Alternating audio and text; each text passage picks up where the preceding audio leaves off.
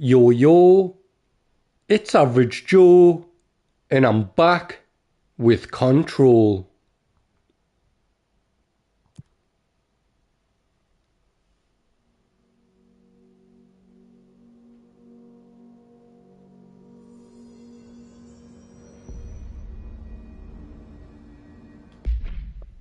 So this stream is literally just to show off what I've done, what I've collected.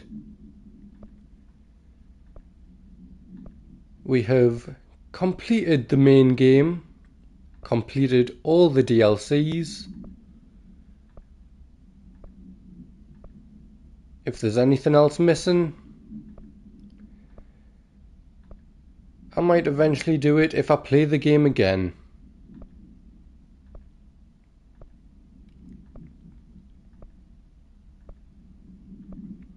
But I'm chilling, had a little smoke. I've got my cup of tea here with us. So it's time to read some lore.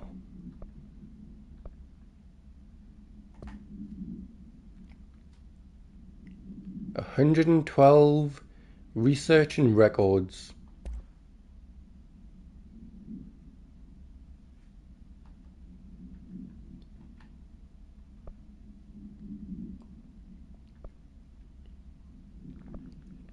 Sorry guys, I'm not reading it out. That is way too much for me. If there's anything you want to read, give the video a quick pause.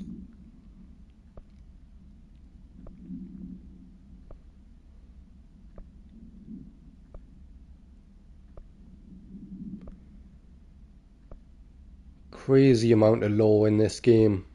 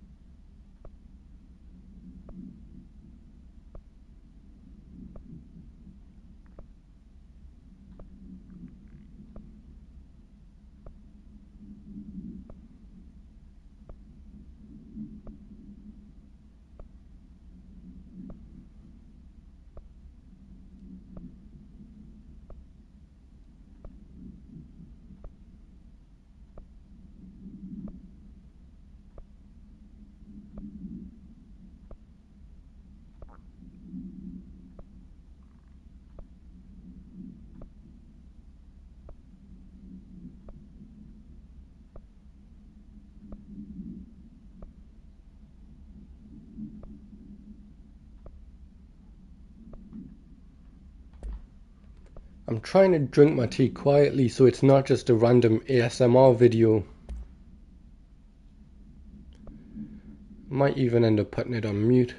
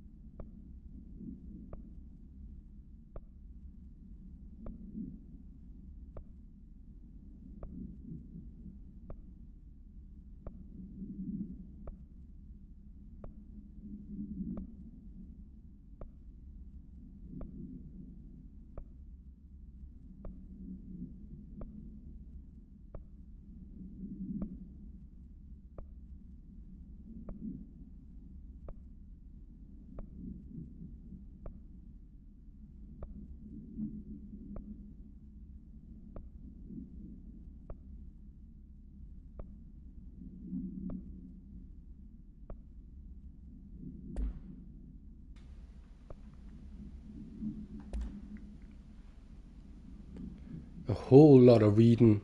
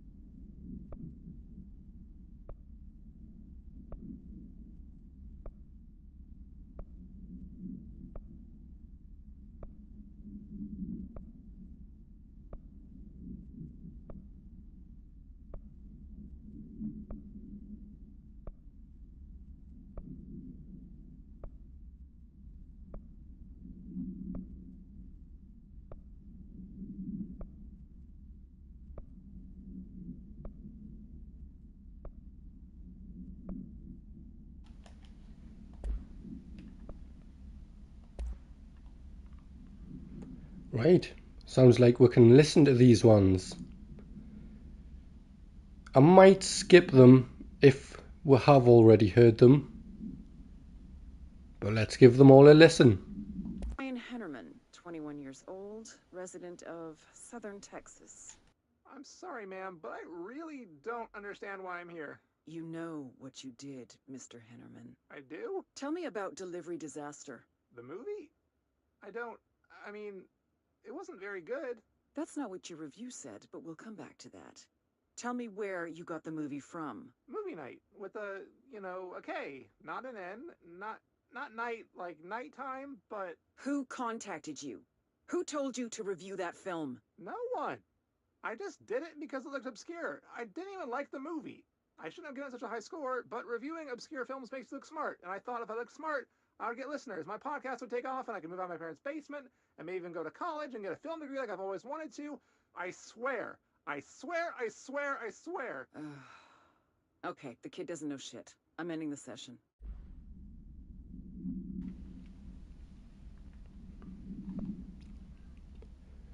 Right, so I think I have heard most of these, but just to fill out the video, I'm gonna let you all give them a listen again, without being interrupted by enemies or other weird sounds that's in the game.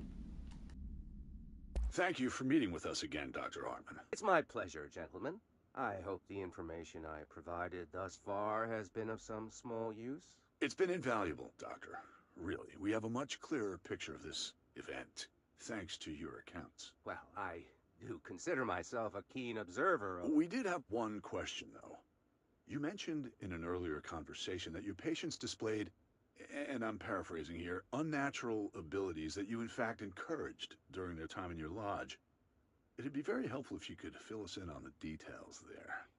Of course. Like yourselves, I work to understand and even bend the rules of our earthly paradigm.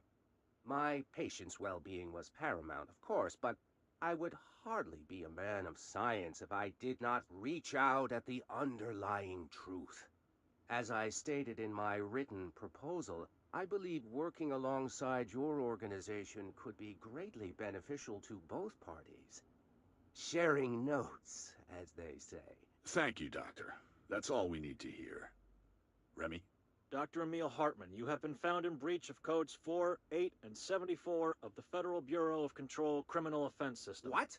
You can't do this? I am a well-connected man. You're making a dire mistake, my friend. You will be detained until further notice and all personal property will be confiscated. including the Cauldron Lake Lodge. That's preposterous. You can't just seize my property. I'm a United States citizen. I have rights. That lodge is my life's work. I'm offering you years of research. Get him out of here. You're making a mistake. You have to listen to me. You have to listen. Annual evaluation of Dylan Faden, formerly P6, performed by Dr. Carla Vaughn. The questions asked here correspond to the 5th iteration of the Gunner's psychological assessment. Are you ready, Dylan?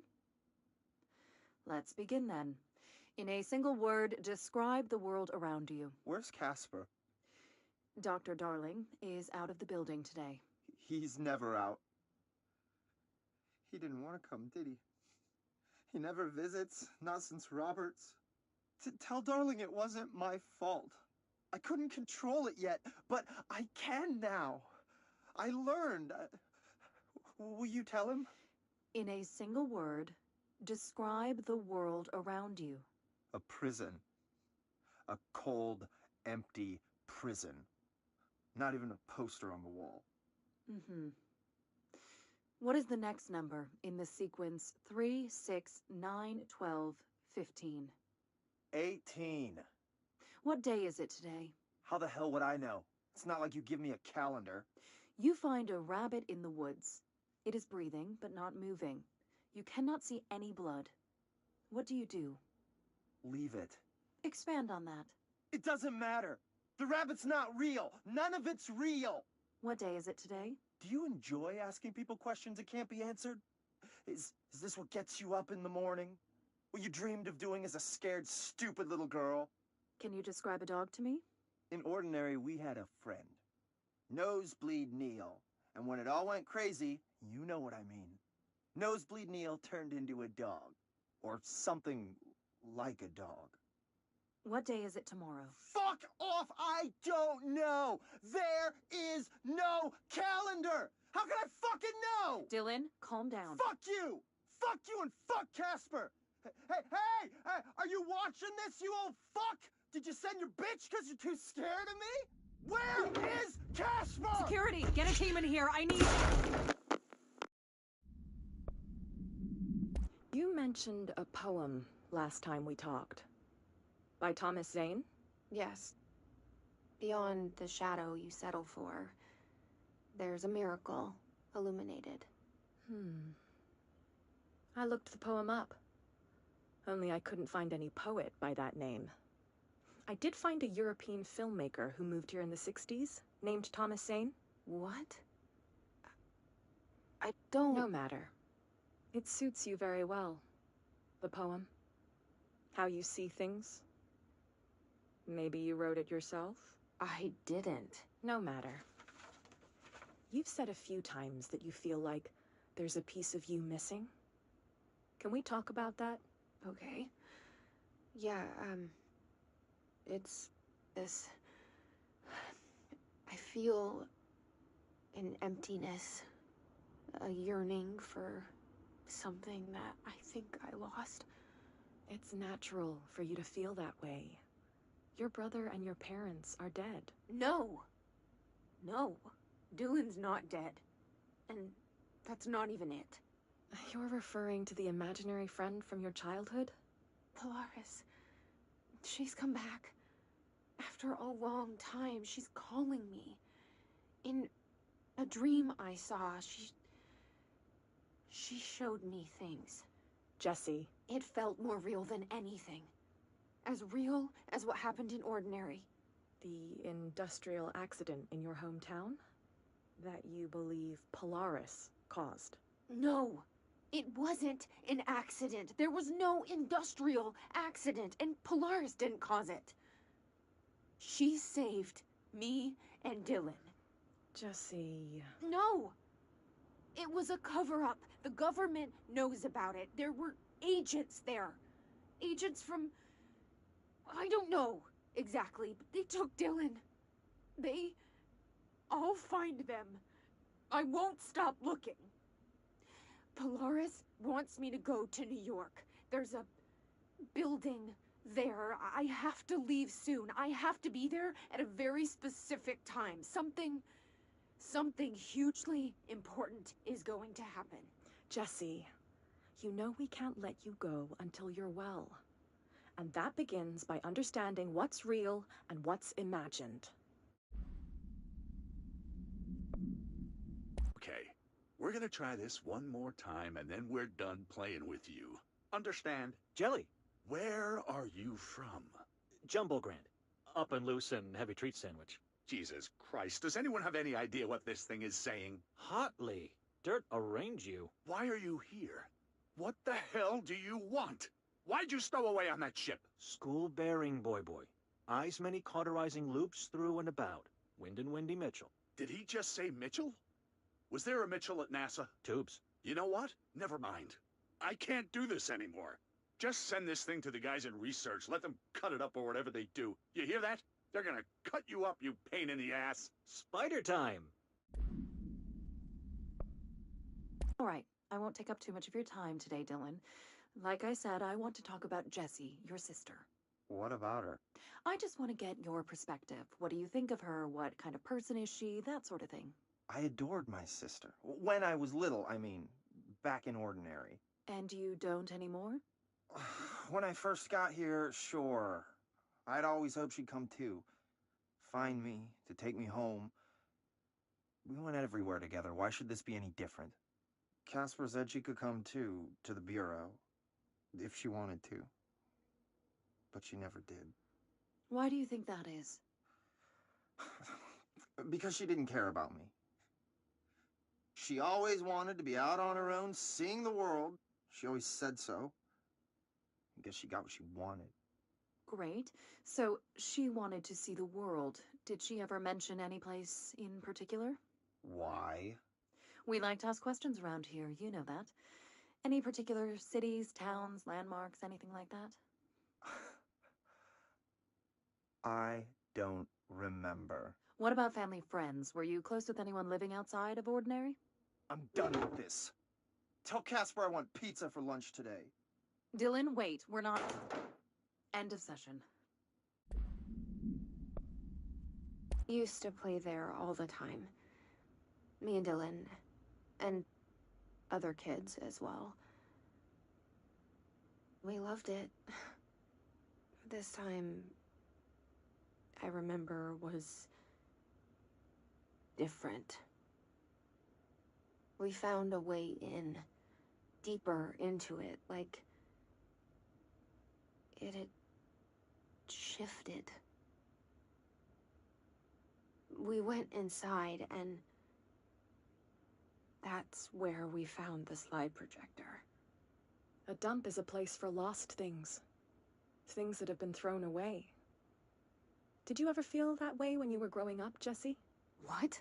No. Yes, but that has nothing to do with... Was there a slide projector at your home when you were small? No. Those were before your time, I suppose.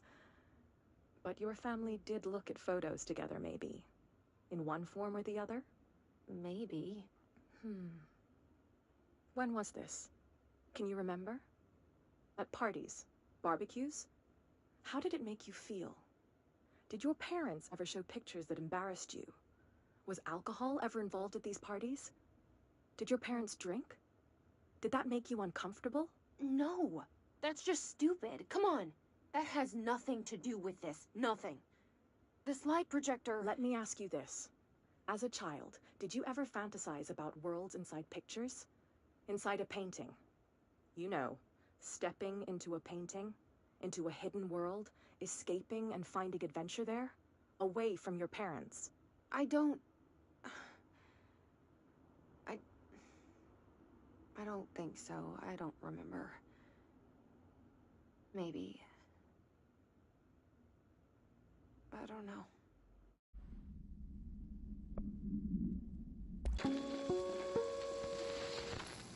There is a curious correlation with the yet unknowable forces intruding upon our world, in the form of altered world events. These forces gravitate toward archetypal objects, a gun, a television, a supposedly haunted house. So clearly humanity affects this process. Our collective unconscious is a map of sorts. We hold the key, but we don't know how to use it. We create these archetypes through everyday life, popular culture, urban legends, but we are observing and influencing a complicated system in action. We can change the likelihood of something being a receptacle for these forces just by thinking about it. But we haven't found a method to control the outcome. And yet, there's something unique in us, in our dreams, in the conceptual reality with power, with our minds. What's the cause and what's the effect? Are we the starting point or just a necessary evil in this? A byproduct, a reflection, a projection? We'll struggle to find the answers to these hard questions, or die trying.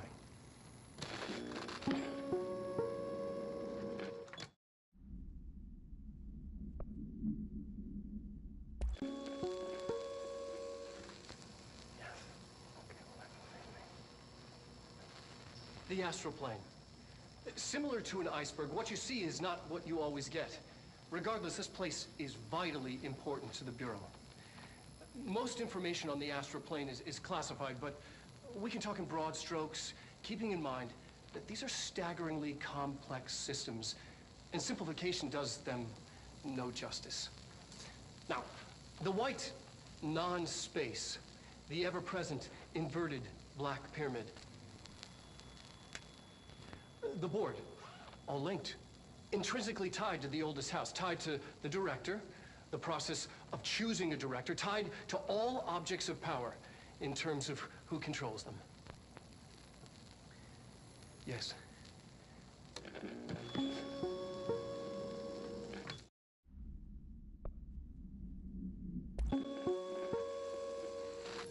An early hypothesis was that the mindscape of the astral plane is subjective. But that was fast proven wrong. It's an actual place, not a construct of the mind, even though it is with our minds that we enter and experience it. But then one could argue that that's the case with all reality. We've been able to record footage of the astral plane by monitoring the brain activity of those experiencing it. That is the only concrete material that has come out of the astral plane expeditions, apart from one shocking exception. In the astral plane footage, we're always in the vicinity of the pyramid. We've concluded that this, not the entire plane, is what the board controls. We have glimpsed movement, native species, always in the distance, and yet contact was made. We don't have footage of this, a technical malfunction, but when one of our astronauts returned, a brain cloud, an astral fugue, had hitchhiked a ride in his head. It ruptured out, killing the subject in question. It's a relentless predator pursuing thoughts, minds, lethal to those the entity feeds on. Proper containment protocols are to be observed when dealing with it.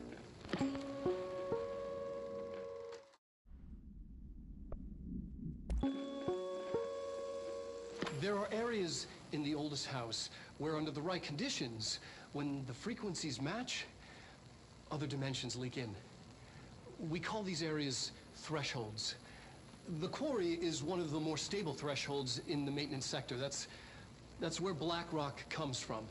Extra-dimensional matter. It has the unique property of blocking out a lot of frequencies. A good thing. It keeps things stable, contained. Think of it as paranatural lead. Our research involves many dangerous things we absolutely need to keep in check.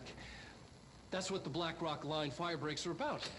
The panopticon container cells. Sorry to interrupt, sir, but I need the code for the quarry elevator. Oh, Emily. The codes. Black Rock 665. Neighbor of the Beast. Get it?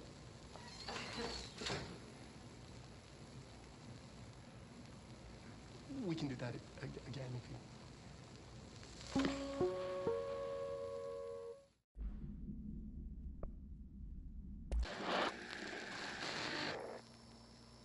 Dylan's a lost cause. know I struggled to see this, but we've contained him now.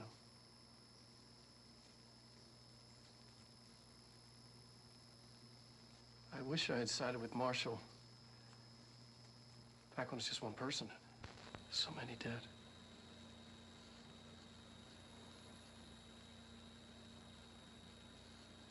I thought his youth was an asset. Just too much too soon.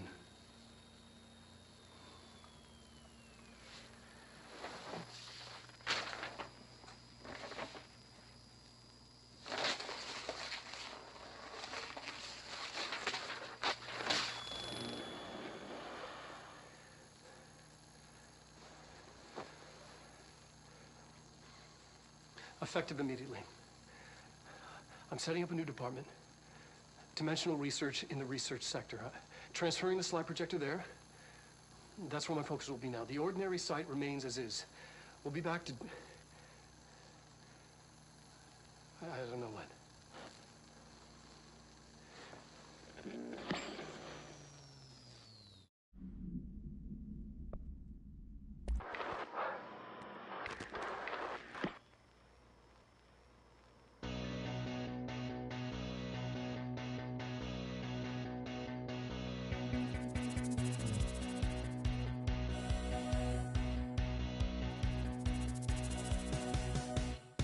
Nobody knew her name, but she turned up just the same.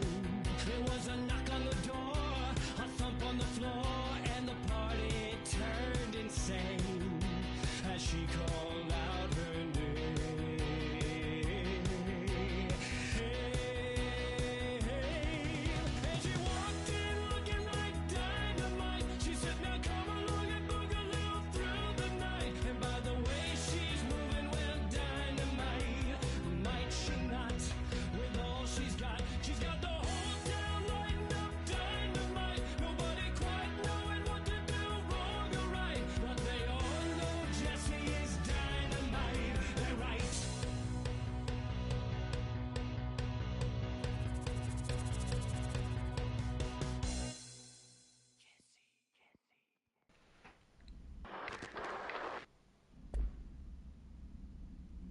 June.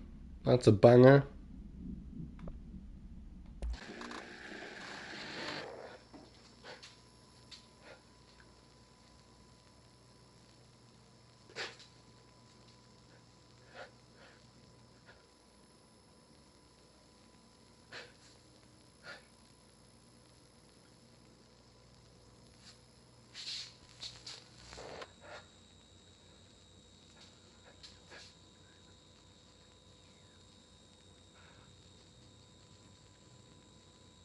I'm Dr. Casper Darling, and this is my final message.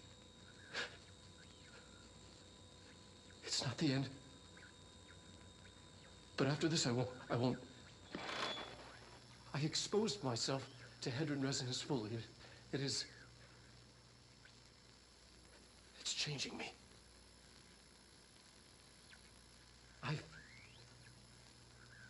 I've seen.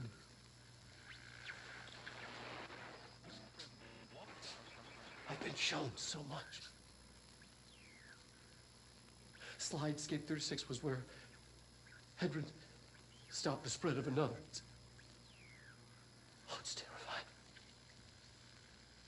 It really is. It's another source of resonance. Trench was exposed to this other. It will now spread.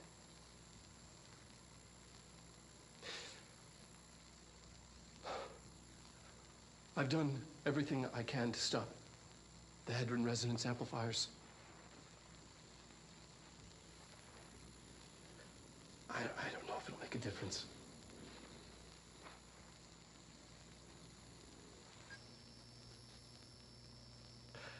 I won't be here when it happens.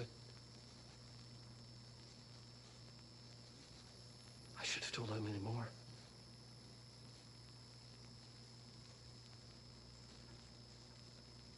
I'm being sent one more lesson. Something wonderful, I think.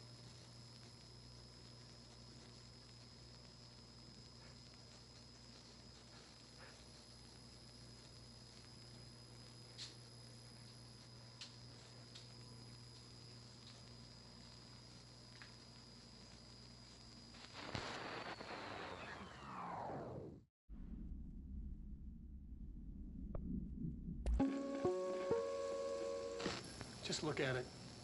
8 inches wide and capable of storing a whopping 80 kilobytes. Stolen by our friends at the CIA, the disk held the launch codes to Soviet nukes.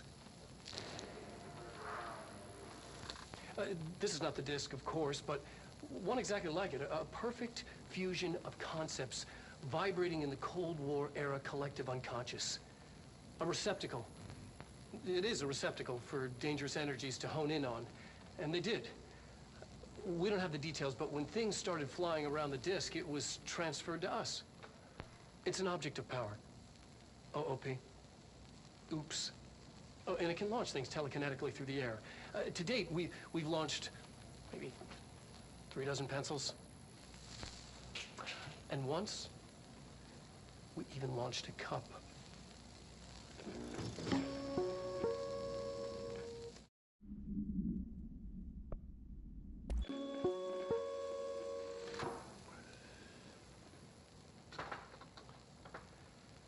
I've been fielding questions recently regarding HRAs. What are they for? Do you always need to wear them? And what's the deal with the Hadron resonance anyway? Fuck.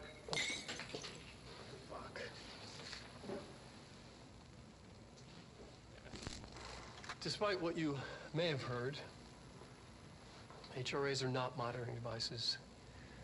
We're not tracking your movements or listening to your conversations while you're wearing them. We do that regardless whether or not you're wearing an HRA. Think of them as a life preserver. Only instead of water, the thing HRAs protect you from is classified. One day that classified, not water, might pour in, and you'll be glad you got an HRA keeping you afloat. And if you don't have an HRA, don't worry. It'll be quick and painless. Kidding. I'm kidding. We're making more.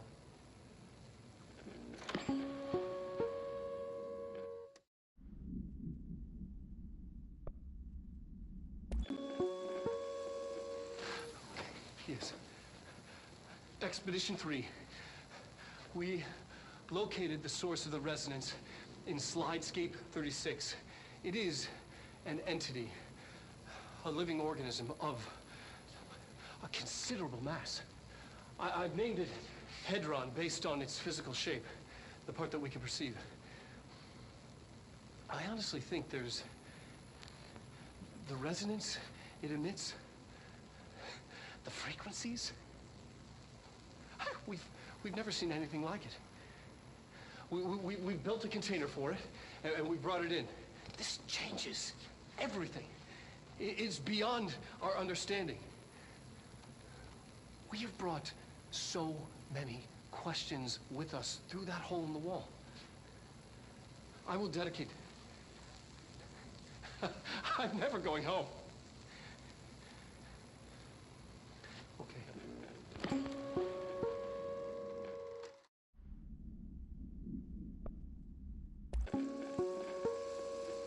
Ring, ring. It's Dr. Darling calling. In 1978, a comms department intern heard the hotline ring and picked it up, going against every safety protocol in the manual. She never recovered. And the handful of witnesses required extensive memory repression therapy. It is a phone. It's an object of power. It doesn't connect to any typical network. A direct line to the astral plane and the board. And my hypothesis is, under the right conditions, to other planes of existence as well. Our very own Ouija board. Only the director can answer it safely, and what he hears is kept classified.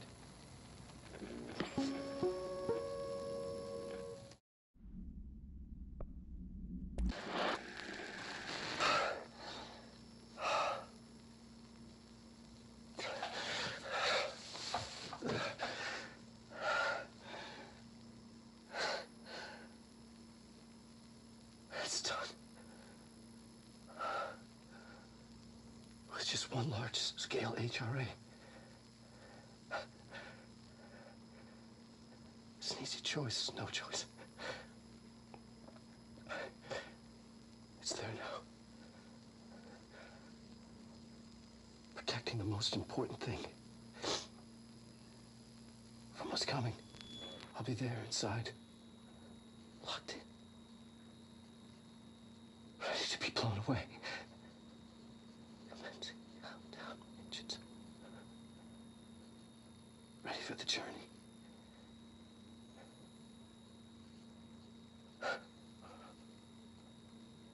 To be Bowman flying into the model. Ready to see. To understand.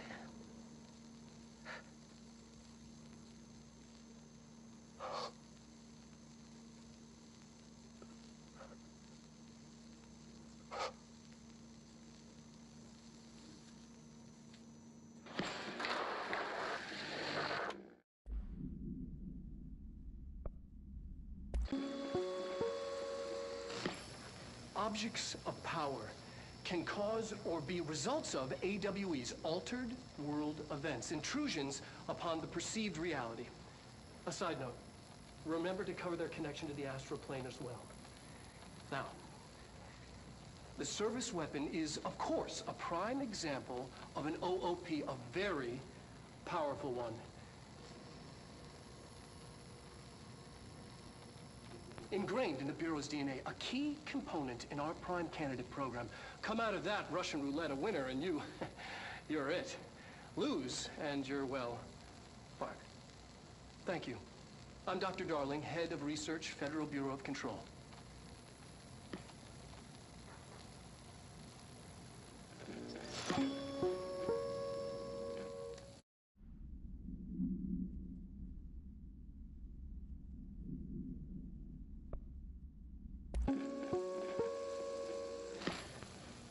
During an AWE investigation, our agents discovered a light switch cord in a Butte bungalow closet.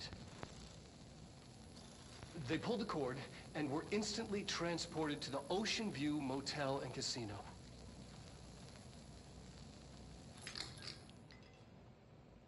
Dream like haze. Whoa.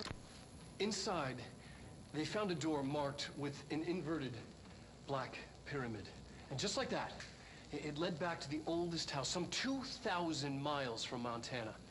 Now we're finding the cord in increasing numbers throughout the Bureau. Somehow the two places, they became in tune to each other. The actual physical location of the Ocean View is a mystery. Stepping beyond its walls has so far proven impossible. A place of power, like the oldest house.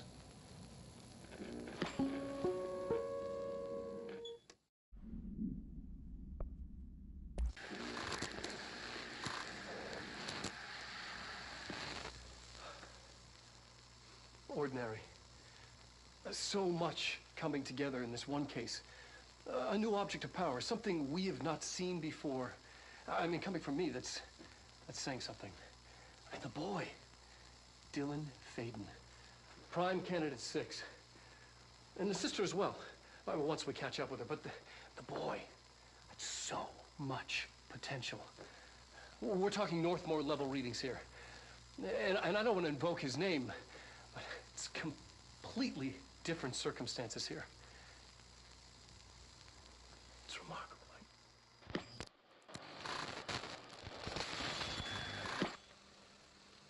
There was an incident. Yes.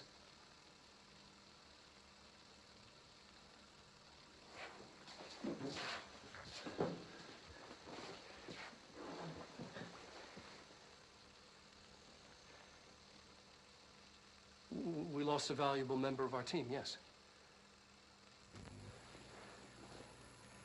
Excessive force. Dylan has so much. But he's just a kid. I'll take the blame. He needs some slack. I mean, boys will be boys. He's exceptional and under a lot of stress. Roberts got killed. It's an unfortunate accident, that's all. Marshall needs to realize this. We will make this work. We'll make this work.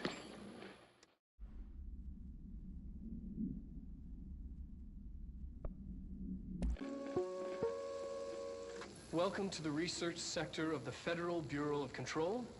I'm Dr. Casper Darling, head of research. Somebody thought this video would make for great internal communications. I'm looking at you, Mr. Tomasi. So, this is where the magic happens. Anyway, I've been here for 24 years now. I've always been here. And through those years, we've made astonishing discoveries, authored studies of grave importance, and in all this work, there is one thing we know, and that's how little we truly know. Rest assured, we're committed to keep pushing the known laws and borders of reality, and to make the Bureau proud. So, welcome. Assuming you have the necessary clearance, and do follow the safety protocols. Read the manual. Otherwise, bad things will happen.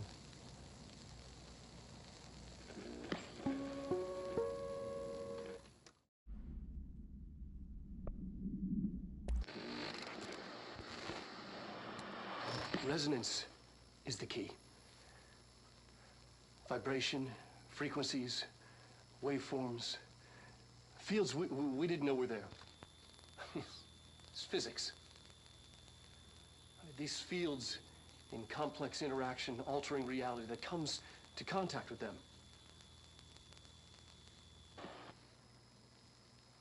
Hedron is communicating with me. It's trying to warn me of something imminent. I've been using every known method to analyze the data.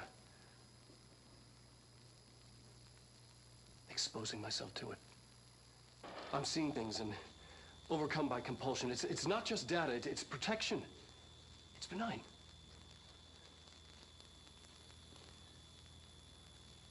We are about to be exposed to a different kind of resonance. Hostile, viral, invasive resonance. That's what the Hedron resonance amplifiers are for. Taking the protection Hedron can provide us and keeping us from being wiped out.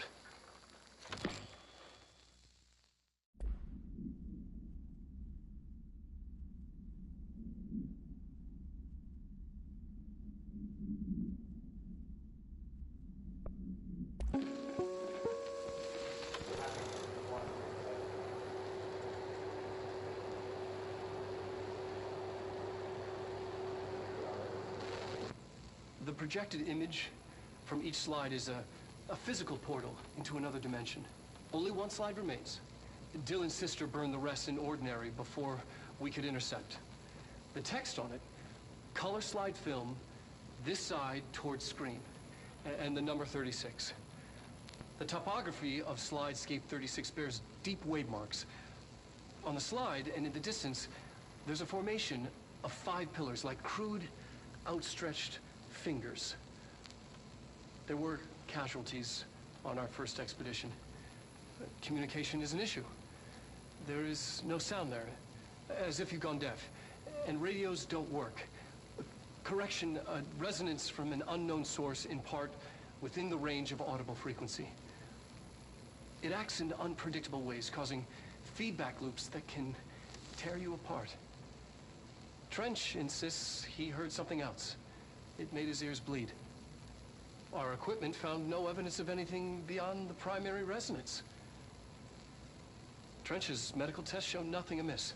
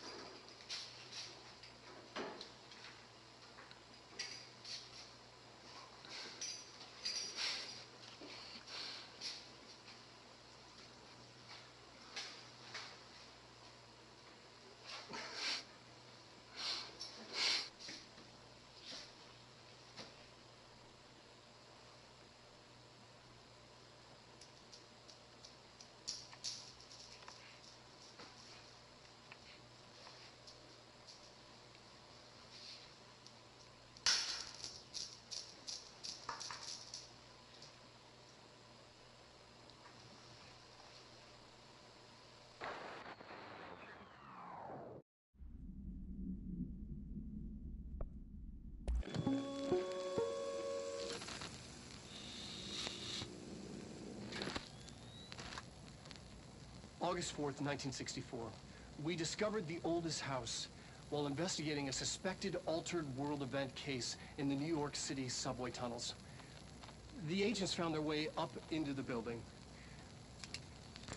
Once we became aware of it, it was there.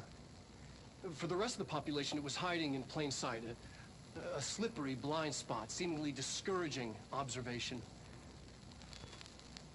It's a place of power, an ongoing AWE of its own, seemingly adhering to its physical outer constraints and yet constantly breaking the known boundaries of reality. It's unstable, shifting. Note, for more details on control points and the research and process to stabilize and secure the core sectors, refer to a separate presentation. After extensive research and investigation, the Bureau made the building its headquarters on November 13th, 1968. The Federal Bureau of Control was never out in the open. This was always an obfuscated, classified top-secret operation. So imagine our surprise when the building's observation-resistant aspects began in some unquantifiable way to affect the Bureau as a whole.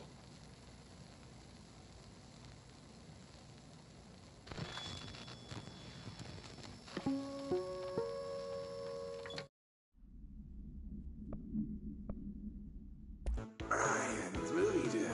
Movie Den. Brian's Movie Den. Movie Den. Brian. Welcome to another episode of Brian's Movie Den with me, the ever-lovable Brian Hinnerman.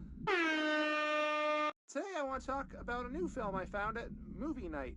That's night with a K, the mecca for VHS aficionados in the greater Dallas area. Yeehaw! The movie is called Delivery Disaster. We open in media res. A mailman drives a truck full of packages down in an endless American neighborhood as a pack of rabid dogs chase behind.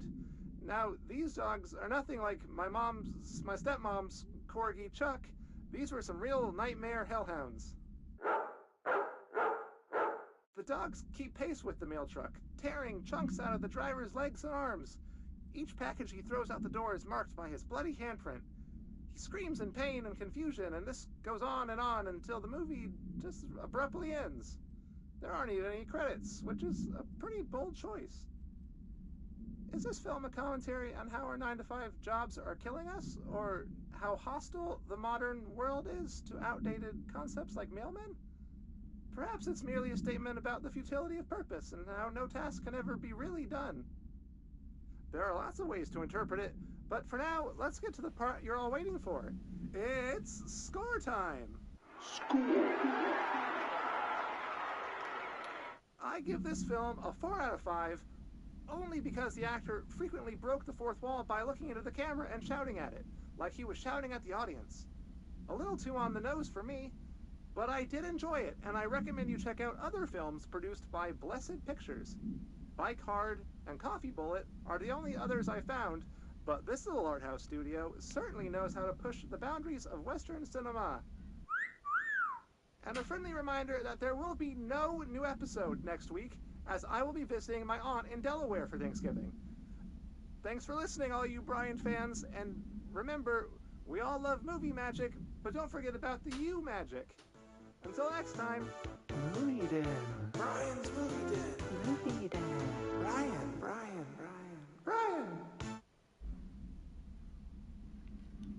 Okay, this is actually going to take way longer than I thought. But I think I'll still do it. I'll go through and check them all.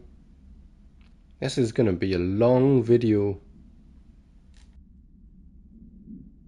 Altered item number 52AE analysis, session 2. I will begin by introducing various stimuli to the item. First, a low voltage electric shock. No response. Next, I will introduce heat via a standard Bunsen burner.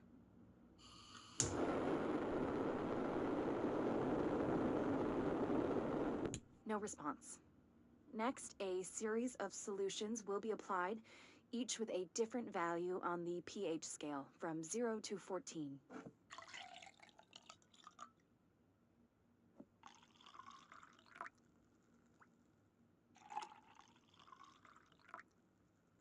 response to any value. Next, I will attempt to communicate. Can you understand me? Can you understand my words? Quack if you can understand my words. No response. This concludes session 2. We'll need time to prepare further tests.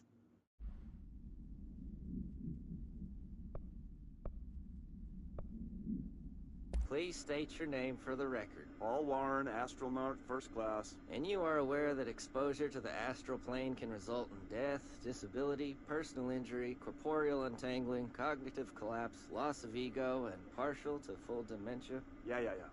I am. And you acknowledge that your use of the astral conduit, aka the X-ray light box, is purely voluntary? Yes, I do. Perfect. Your suit is good? Yeah. Okay, you're all set. Open the door for Mr. Warren, please.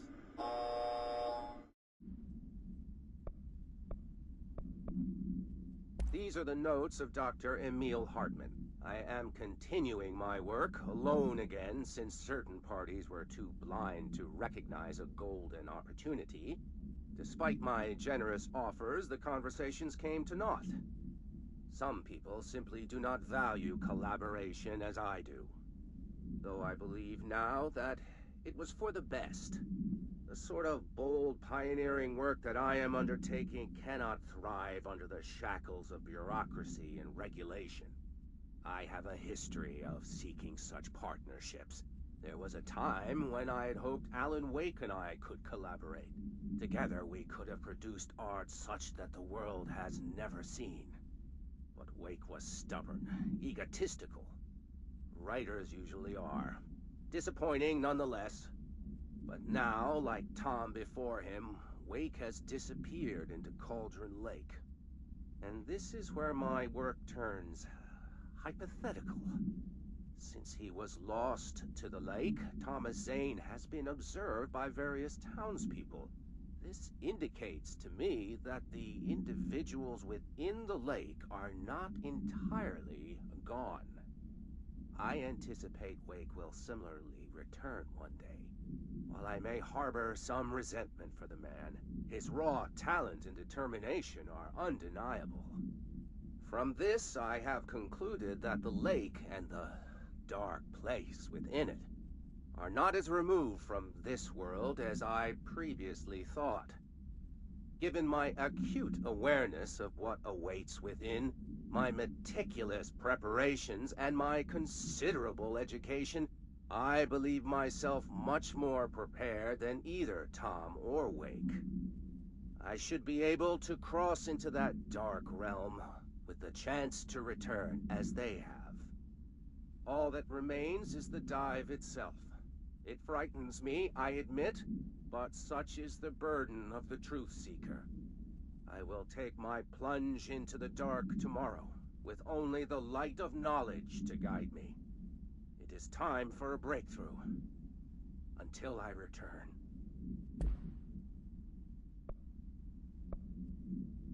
My understanding of the darkness is fragmented, incomplete. This abyss, this void, it very much does not wish to be understood. If light symbolizes knowledge, then it stands to reason that darkness would equate to ignorance. By its very nature, it abhors comprehension. Of course, my own nature drives me to comprehend all. We are opposing forces, destined to collide. And given this conflict of natures, we know that the light of truth will burn away the darkness, both figuratively and literally. Any significant light source can be used as protection, even weaponry, against this metaphysical gloom. And then there are the artists. I know for a fact that Tom, Wake, the Anderson brothers, and Lane all had some involvement with the darkness. The question is whether their uncanny ability to affect reality through their art beckons the darkness, or did their work perhaps even create it? With Wake now secure in my lodge, I expect I shall grow closer to learning the answers to these questions. Assuming he cooperates, which is proving quite the challenge. Well, perseverance is the foundation of knowledge. Speaking of, I must be off on my rounds.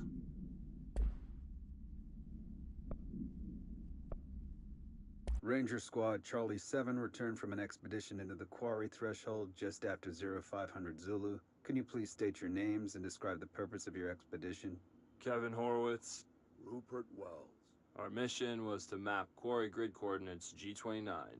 Secondary objective, as always, was to find a route from the threshold entrance and maintenance to the formation. Secondary objective was not a success. What a surprise. And did you encounter any previously unrecorded event or entity while inside the threshold? No, nothing. Do you think we should tell him about the mermaid? Excuse me? Yeah, the mermaid. Horowitz here found this mermaid in the quarry, just sitting on some black rock. She was singing this beautiful song, and he was overcome with desire. She was so alluring. I'd say she was more enchanting than alluring. Fine, enchanting. Did you tell your CO about this? No. Because it didn't happen. Nothing happened. As usual, the quarry is full of rocks. That's it. Can we go now? Fuck you guys. Get out of here.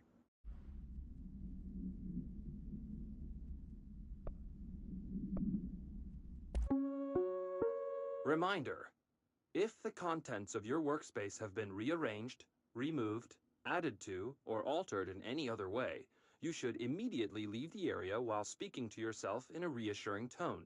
This will not only keep you calm, but also the room. Thank you for your attention.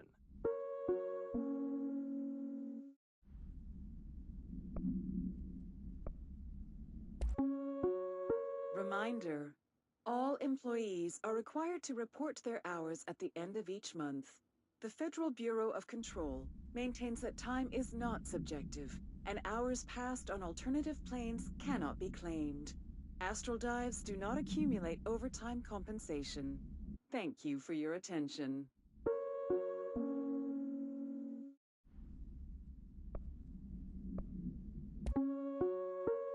Reminder: if you experience an unanticipated building shift, follow these simple steps.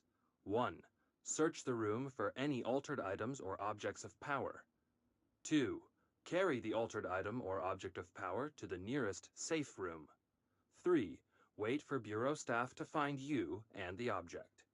If there are no altered items or objects of power in the vicinity, then reach your supervisor via the nearest intercom and await further instructions. Thank you for your attention.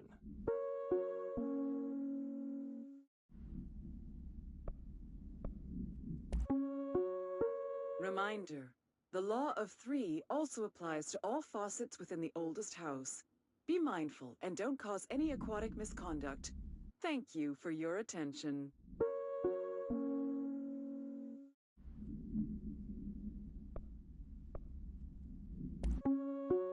Reminder: the Bureau does not have windows. If you notice a window, immediately close your eyes and make your way to the nearest safe room. You are permitted to fashion a blindfold from an article of clothing. Any resulting lapse in dress code will be excused. Thank you for your attention.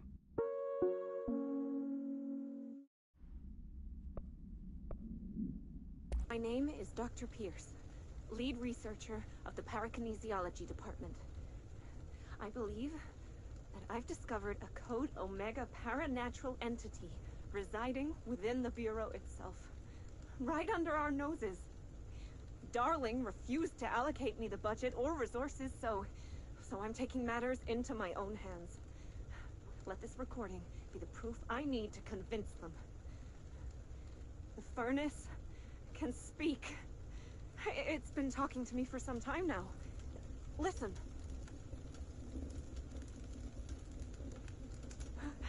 Did you hear that? It's a sentient force, capable of communicating. I checked, and there's no record of ever installing this furnace. I believe that... Oh, sorry. What? Yes, I can feed you. What do you eat? I see. I'll try to find some volunteers.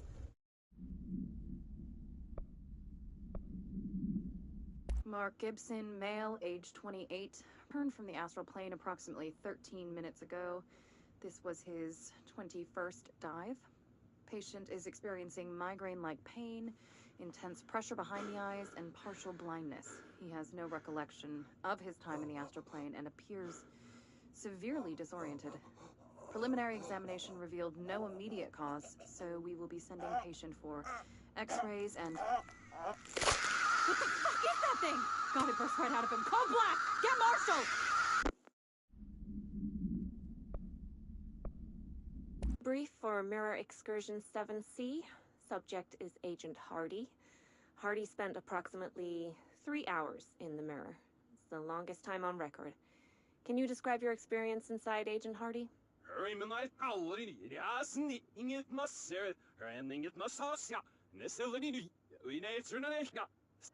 Agent Hardy is physically healthy. All tests have come back clean. Yet the speech issue has persisted for hours.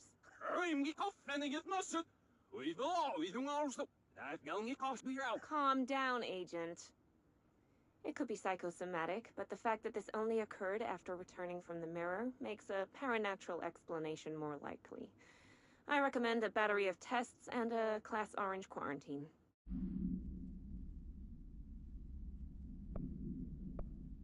Agent Fisher, day 6 inside the motel.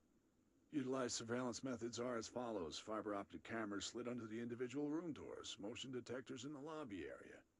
Tripwire, triggering a flash camera across the main entrance, even fingerprint powder on the front desk.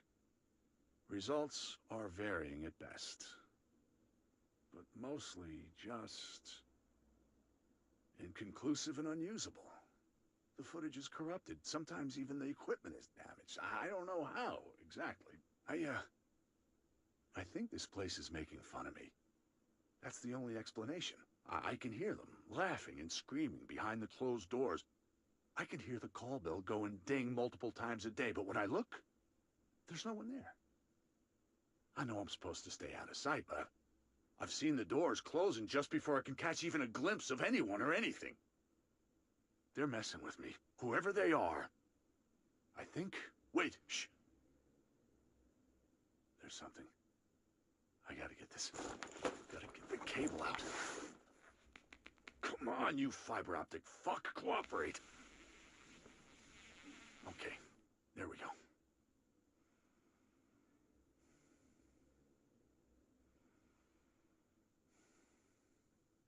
All right, that was faint, but I definitely heard movement coming from the hallway. I think I might have finally caught one. Ha! The recording better work this time, or I swear to God I'll... What? Hello? Who's there? Oh, shit. I'm with the FBC. Move away from the door. I have a... Where's my...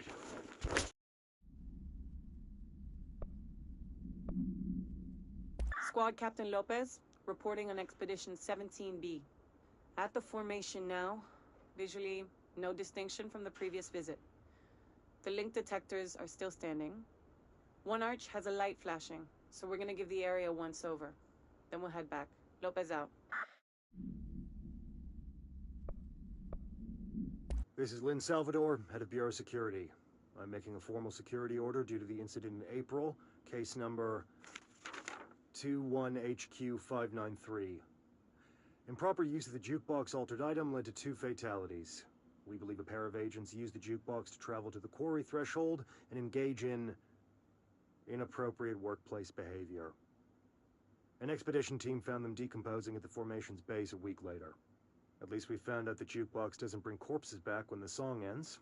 I'm having the jukebox placed in a secure location in the executive sector. It should never have been accessible to low clearance staff in the first place.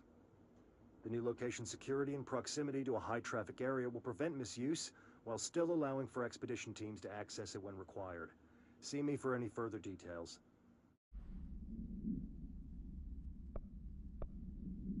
Ramsey, Ranger Captain, note 7.25. Underhill sent us down this weird-ass threshold looking for whatever's making all these vegetables sprout. I will say this, it smells delicious. Ramsey, Ranger Captain, note 7.28. 6, 7, whatever. Still in the thresh mold. Ollie's straight up eating the vegetables now, because, well, why not? Mom said, eat your vegetables. Eat too many and your skin'll turn green. Green like Ollie's. Hey, Ollie, what'd you find now?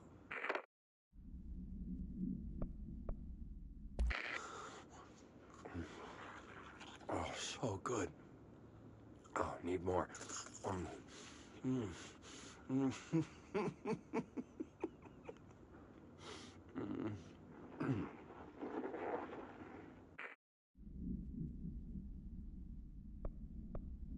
All right, take this down. The situation in Cuba has been evaluated by the relevant authorities. The mysterious illness affecting the staff at the U.S. Embassy in Havana was caused by sonic weaponry in the hands of a foreign power. Numerous personnel have damage to the inner ear, but most are expected to make a full recovery. Of course, the event also damaged their cellular walls, but we can't blame that on some stupid noise gun. Thank God no local doctors examined them first. Honestly, what are the odds an altered item would show up inside a U.S. embassy? Talk about good luck, huh? So much easier to... Hey, are you still recording this?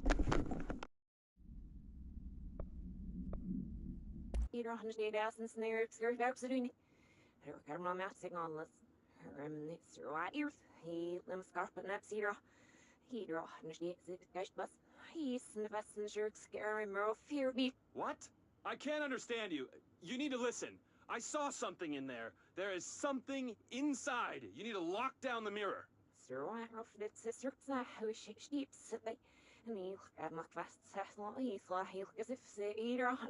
Why are you talking like that? What's wrong with you? All of you? There's something in that fucking mirror.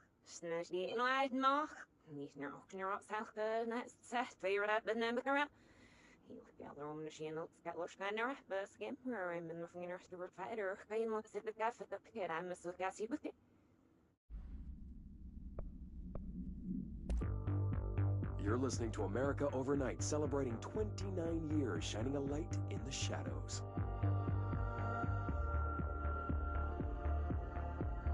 Thank you for staying with us. Here's our first caller. Hi. What I'm about to tell you, if they found out, I don't know what would happen. If who found out, brother? The men in the suits. They told me it was an industrial accident, but this is something else. Something nobody talks about. Ordinary. This certainly doesn't sound very ordinary, caller. No, not ordinary. Ordinary. It's a town. And it wasn't an industrial accident. I mean, that's what they said, but that's bullshit. Whoa, please watch the language, caller. It may be 2 a.m., but we're still a family show. I'm sorry. It's just, my brother lived there. They said the town was destroyed, but it wasn't. I went there. The people are gone, but the town's there. It's still there.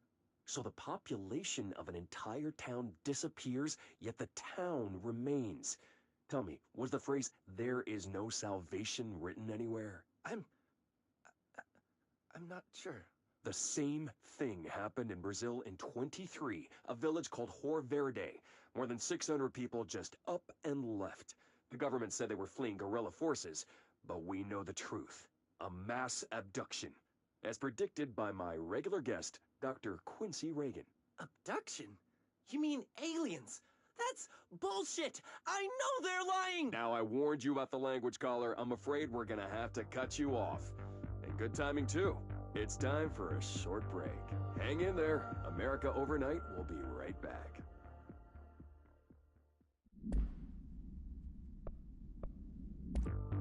You're listening to America Overnight, now in our 29th year, lifting the veil between fiction and reality.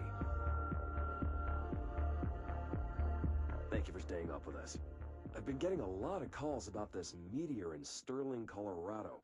There are reports of a large spherical container that crash-landed in a field outside town.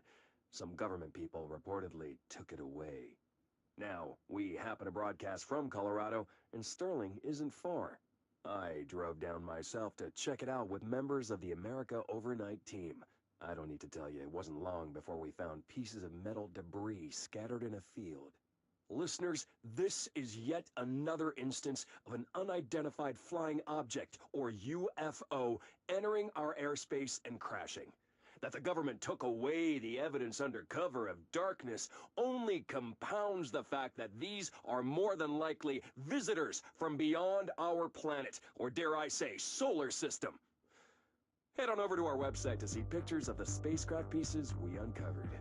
And while you're doing that, our sponsors would like your ear. America Overnight will be right back.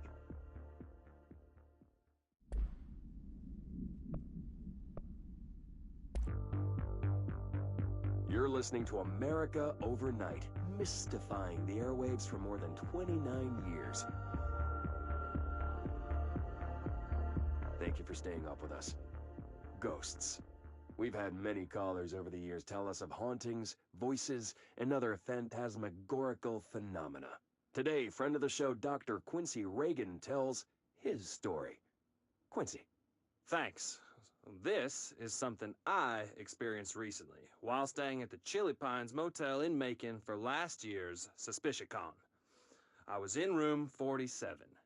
The night manager, an avid listener of the program, insisted I take this particular room. Now, the manager explained that years back, the body of a man was discovered under the bed, inside that wooden border that motel beds tend to have. And the body had been there a week, he said. Guests had stayed there, sleeping with the corpse a foot below them. They only found the body when housekeepers complained about the smell. Hauntings have been reported in room 47 ever since. I happily took the room. I fell asleep pretty quick, checking under the bed first, of course. No ghosts visited me, no chilly spots or flickering lights. But when I woke up, I found myself under the bed. It was dark and stiflingly hot. Luckily, I was able to push the mattress off and crawl out before I suffocated. The night manager was kind enough to find me another room. Oh, there you have it, listeners. What we call ghosts take many forms. Quincy was brave enough to tell his story, and I encourage you to keep calling and writing whenever you encounter something strange, something you can't explain. Maybe you're seeing colors that we have no name for. Maybe your toaster is possessed.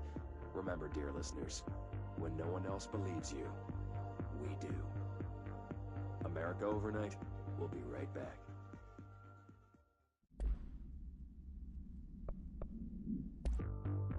You're listening to America Overnight, a beacon in the darkest recesses of possibility for more than 29 years. We have another letter from a listener. This one's unsigned, but postmarked from Toledo.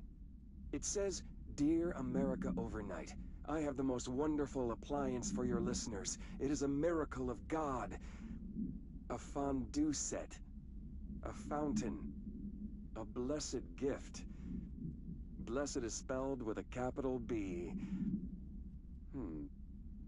Go on, they write. Dive on in. It is molten hot. Perfect for meat." No signature. As far as I know, no fondue set was sent to us here at the studio. Just this letter. Wait. I think there's something else in the envelope. Some kind of black powder. With white shards in it? Bone, maybe? Karen? What is this? Karen? We're on the air, Karen. Where are you? What? What's this powder in the booth? Is this ash? Oh God. Karen? How do I cut to commercial?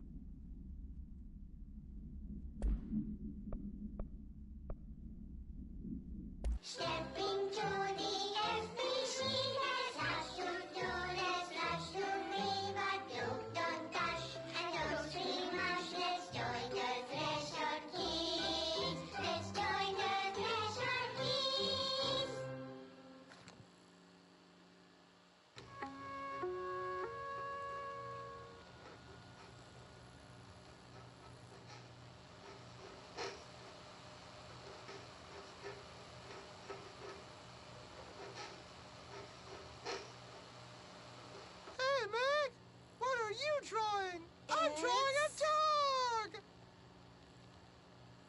drawing the pyramid. The what? The pyramid.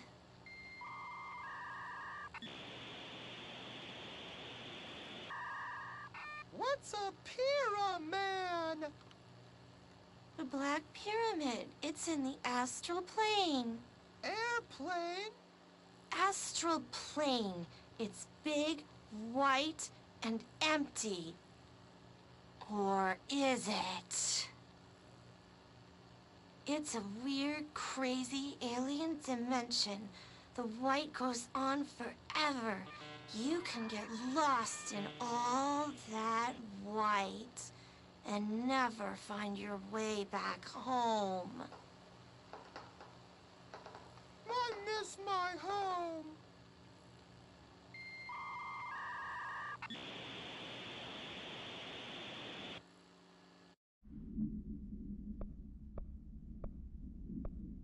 Stepping to the FBC, rush to do, let's rush to river, do, don't dash, and don't scream much, let's join the treasure keys, let's join the treasure keys.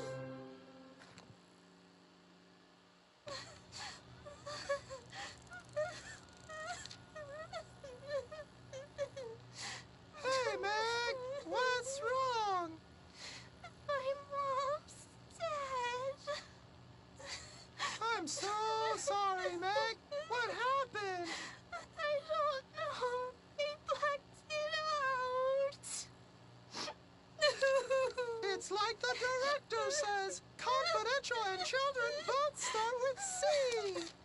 The director's a puppet. A dirty, rotten, fart person. Dad says my mama went missing in actions. She walked into the city and didn't come back.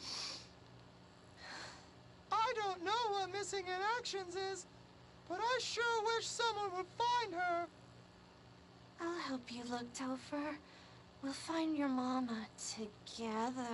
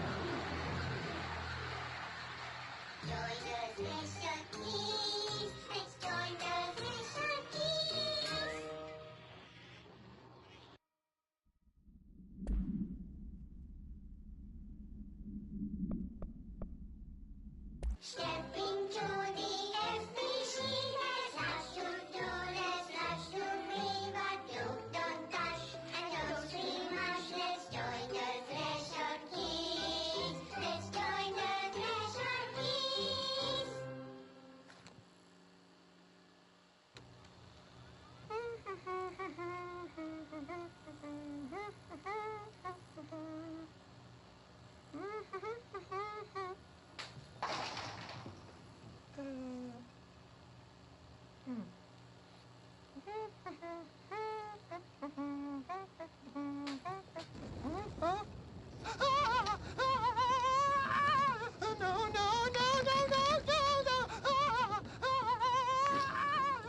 Fixed.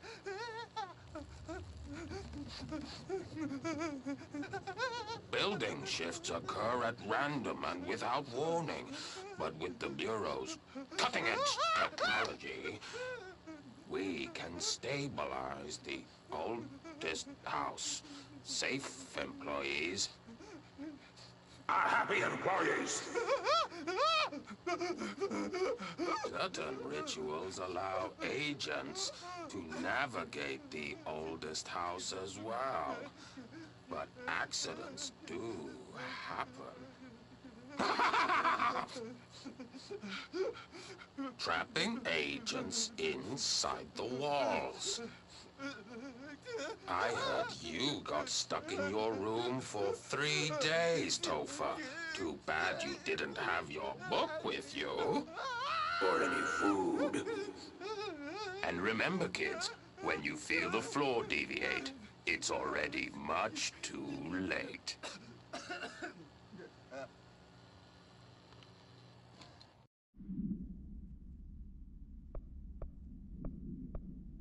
Stepping to the FBC, there's lots to do, there's lots to be, but you don't dash and don't scream much. Let's join the threshold kids. Let's join the threshold kids.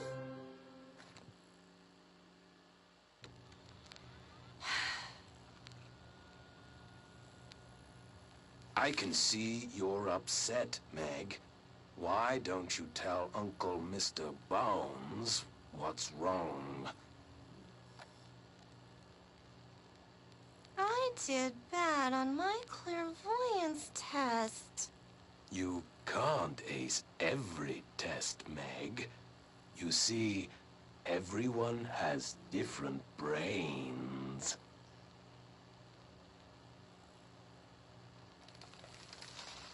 Some brains can talk to each other.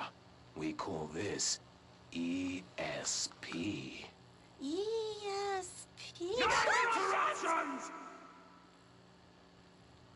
Some brains can lift objects, like a baseball. Talk about a fly ball, eh, Meg? No interruptions! So who cares if you fail your clairvoyance test? Maybe your brain can throw baseballs, or talk to dead people, or make friends blind. Once we know what your brains can do, we'll know what job to give you. And if your brains are just right, you'll get to sit in the big chair.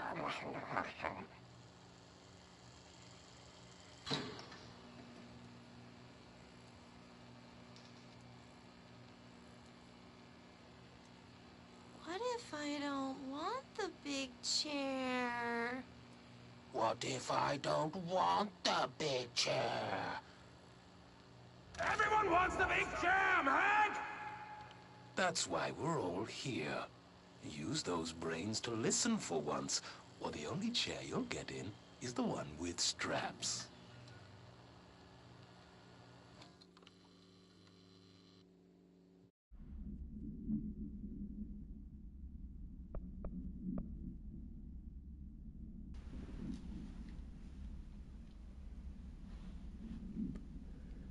Right. I'm gonna play these music ones and hope that they're not copyright. Okay, I'm just going to freestyle a bit. My mother always said, never talk to strangers. Always. Never, never. Always, never, never. But isn't a stranger just someone you don't know? What if the only thing stopping a stranger from being a friend is that word? Stranger. Strange.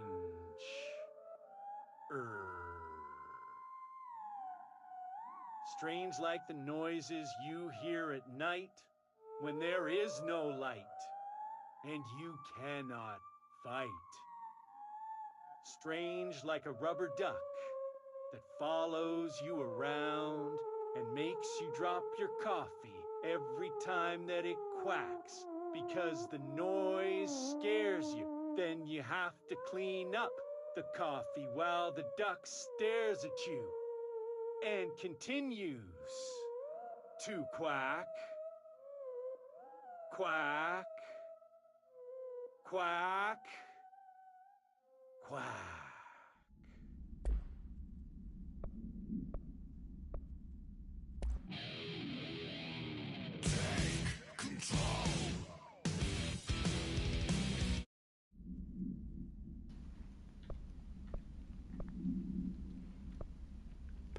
Okay, that one was going to be 7 minutes. I'm not going to sit through that.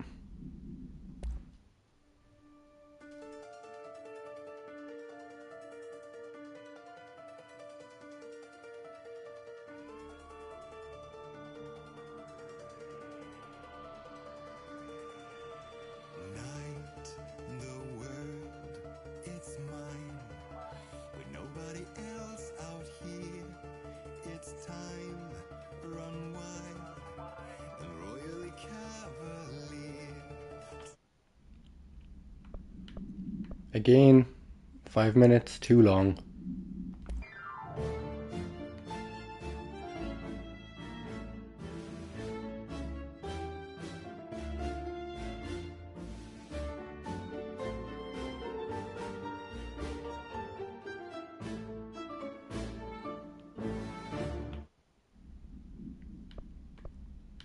That was the biggest banger out of all of them. But just in case they are copyright, I'm going to skip through them. My life's been a strange one. Certainly stranger than I'd like. But this place, it's something else. The floors crawl, the walls slither. It's a shifting pit. On the street, it's just another drab building standing there for anyone to see. But no one does. How did we miss it? Northmore. Acting director Northmore now is on a train from Washington. He'll expect answers, which is why I'm making these tapes. They're evidence that I'm at least trying to understand. Father searched his entire life for something like this, and we find it 1 week after he's buried. He always hated irony. Of course, Father, the great director, Ash, would have been the first man in. And look at me, his bookworm son, the supposed head of research who can't stop his legs from shaking long enough to step over the threshold.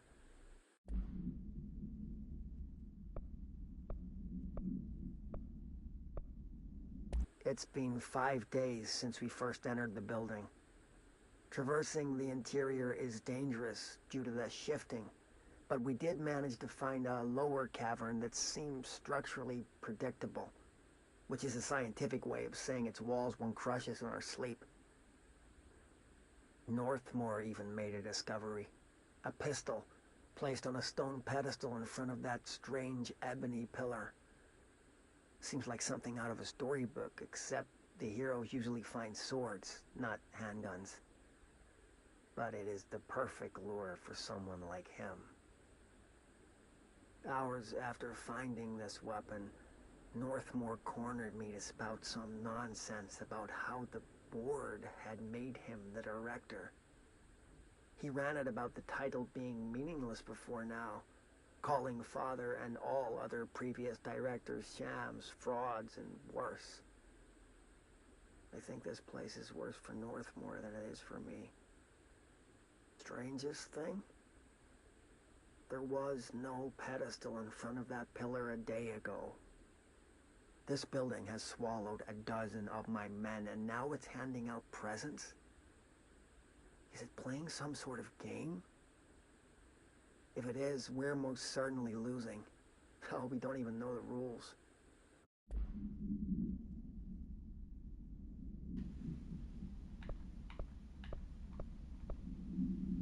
"28 days now spent inside what we're calling the oldest house."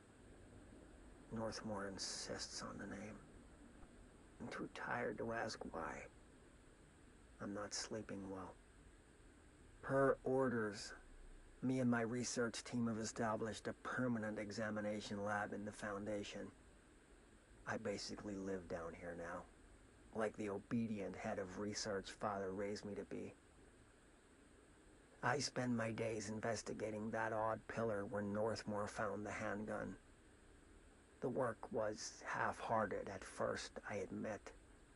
But then I discovered numerous non-Aristotelian energy channels converging at its base. Ley lines, dragon roads, Hyligalinian, call them what you want. But this pillar is the crossroads. I started building something. Equal parts talisman and technology. An array that can impose order on the ley junctions. That's the idea, at least. We'll see when I'm done. I prefer to work away from the pillar. I'm not the only one who feels like that thing has eyes.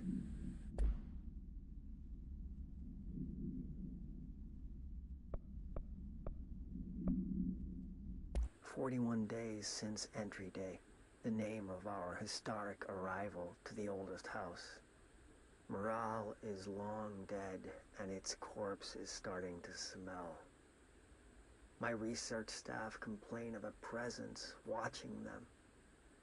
Many have suffered nervous fits. Some were evacuated.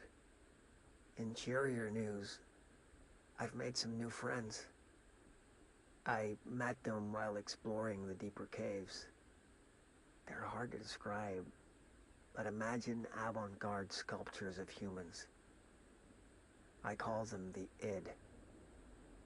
They aren't hostile. In fact, they're polite and quiet, which is more than I can say for my colleagues. Most id are shy, but a few are quite curious. While I sat taking notes, one came to look at my sketches. I offered him my pencil, but that spooked it. What are the id? Residents? Prisoners? They remind me of the golems from Kabbalistic texts, or a type of homunculi. I know I shouldn't, but I gave them names. There's Hercules, Adam, Lilith, Copernicus. Mabel is the bravest. They're a funny bunch.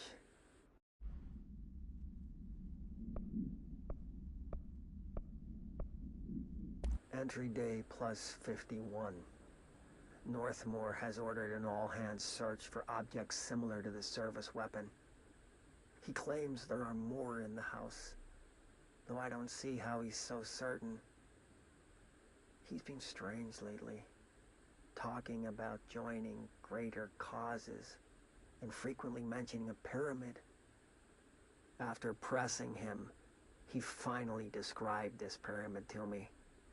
Inverted, black, mathematically perfect. Oddly enough, Adam and the other id have shown me numerous inverted triangles painted on the cave walls. Surely there's a connection, but I don't see it yet. As far as occult symbols go, triangles are by no means rare. Flood, Levi, Kroll, they used that shape like it was going out of fashion. Standing on their base, triangles signify stability and strength. Inverted on their points, they represent conflict and stagnation. Of course, the orientation is just a matter of perspective. Looking at the pyramid from below gives you one, from above another. Northmore says he looks up at the inverted pyramid. I have to wonder, is anyone standing over it, looking down?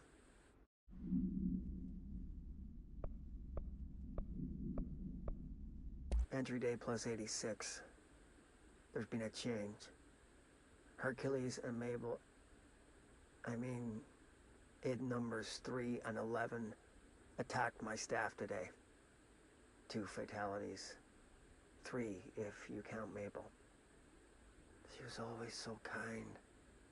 As a result, we are abandoning the Foundation. Northmore gave the order to transfer our resources to the upper floors, now that my control points allow us to safely come and go from the New York streets. Did I forget to include that fact in my previous logs? I've been so busy. Using the arrays I made, control points have been established throughout the oldest house. Excuse me if I don't sound excited, it's just... A few months ago, I would have been overjoyed to leave the Foundation. But now I realize I've grown fond of it. There's something deep in the stone here, deeper than that watching presence. Something warm. I feel it needing me. I won't go. I'll refuse. Northmore won't be happy, but so be it. I'm starting to see him for what he is. An impotent storm. Father Shade in a cheap suit.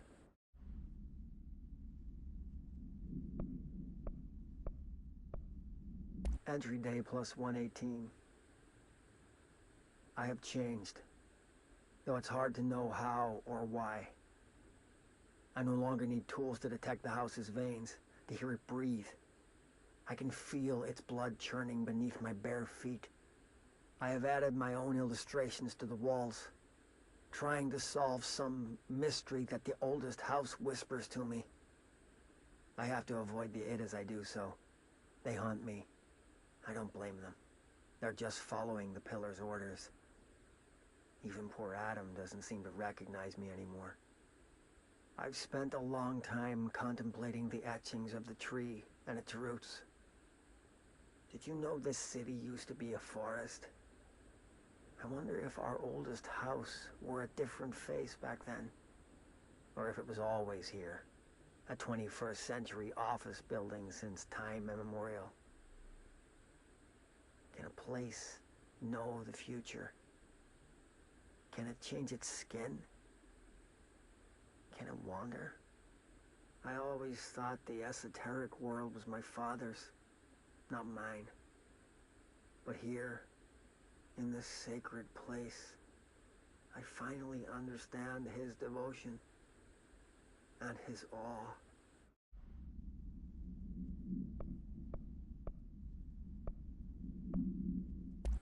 Nobody else hears the house. Their ears are too full of lies. We were shown the way inside so we could help. But all we've done is fall victim to the same parasite. I should have seen the web earlier. The strands between Northmore, the pillar, the gun, the id. What hope did we have? Thrown into this conflict beyond our comprehension. I've decided to rejoin the Bureau in the upper levels, to end my long absence spent in the Foundation.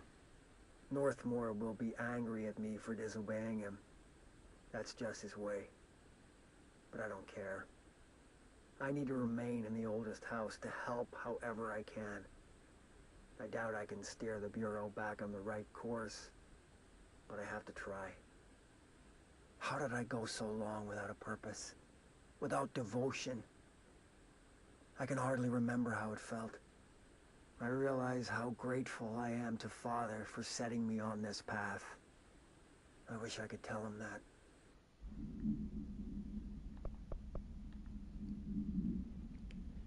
Well, it looks like we got all the ash tapes. I hope I haven't missed much out on anything else. And our final set of collectibles, the hotline.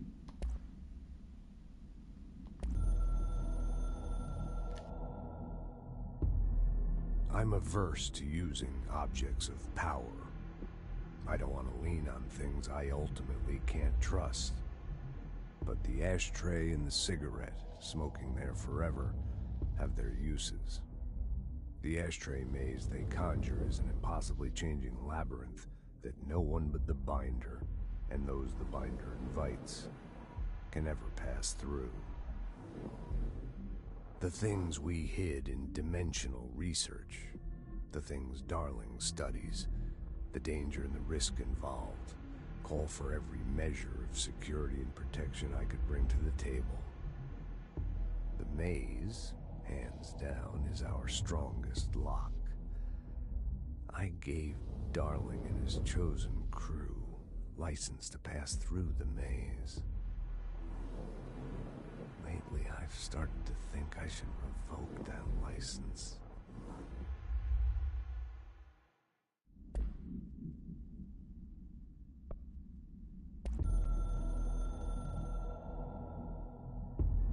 It took us a long time to learn how to stabilize the control points, the ley lines, the meridians of the oldest house. Darling found a way to soothe this beast. We discovered we must cleanse control points of all interference. It's my duty as the director, like Northmore before me. I couldn't manage it in my own house, at my home. I'll damn well do it here. Without the control points, the oldest house would swallow us alive. We'd be sealed inside an endless labyrinth, and no one would hear our screams. If an enemy ever managed to corrupt the control points, it'd be over fast, spreading like a cancer, leaping over the fire breaks like a crown of fire. They are the weak point. Darling's right about that. He's wrong about everything else. Dangerously wrong. Suspiciously wrong. Has he been compromised?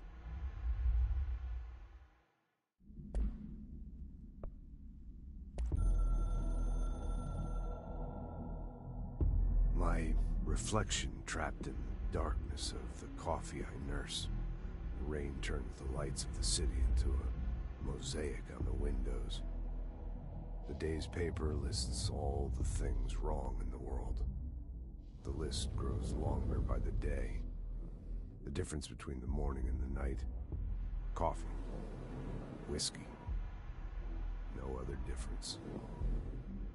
The alarm goes off at 5 a.m. It feels like I just closed my eyes. It's dark. I sit up on the bed in the gloom. I get up, I shower. The driver waits for me downstairs, takes me to the oldest house. An old man stares at me in the car window. It's raining. It's dark. Late at night, he brings me back here. It's not a home, it's a room where I sleep in, waking up just as tired as I was before going to bed. Endless grind.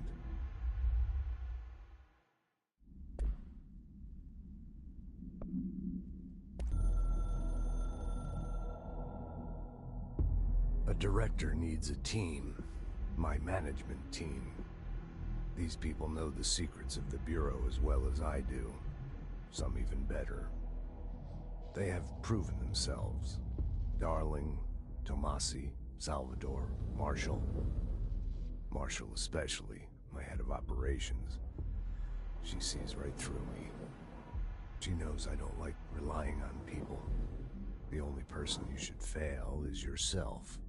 So I followed my own orders. Northmore hated my guts for that. But things change when you become director. You suddenly see this dark void for the horror show it truly is, filled with screaming fear we pretend to control. Sand leaks through my fingers. The roses I pruned in the garden back when I still had a family, all dead. Heat escapes my body. My thoughts are scattered. The universe keeps expanding. I can't keep up with it alone. When I forget that, things go wrong. And my team has to pick up the pieces. Damage control. To help me get out of my mess.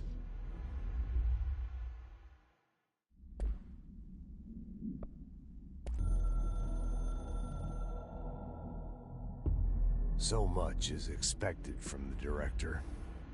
The responsibility, the privilege to steer the Bureau into dangerous waters and safely out again. To inspire and lead its people, to protect them. The board is there to advise you, but they want things in return. You hold all this in your old, trembling hands. I had to lose everything before I could see the Bureau is the director's life. There's no room for anything else. If the forces contained here escaped, we'd be dragged back into an age of superstition, terror, death. Assuming you think we ever really left that behind. Any emergency, any major containment breach, and the lockdown goes into effect. I implemented this security measure in my first years as director. I knew we were vulnerable. I'd personally seen the cost of sloppiness. I made sure the internal lockdown could only be lifted by a directorial override, only to be used when the director is confident the sectors are safe to be opened again. This way, the director is the last line of defense. And if I screw up, it's on me, and me alone.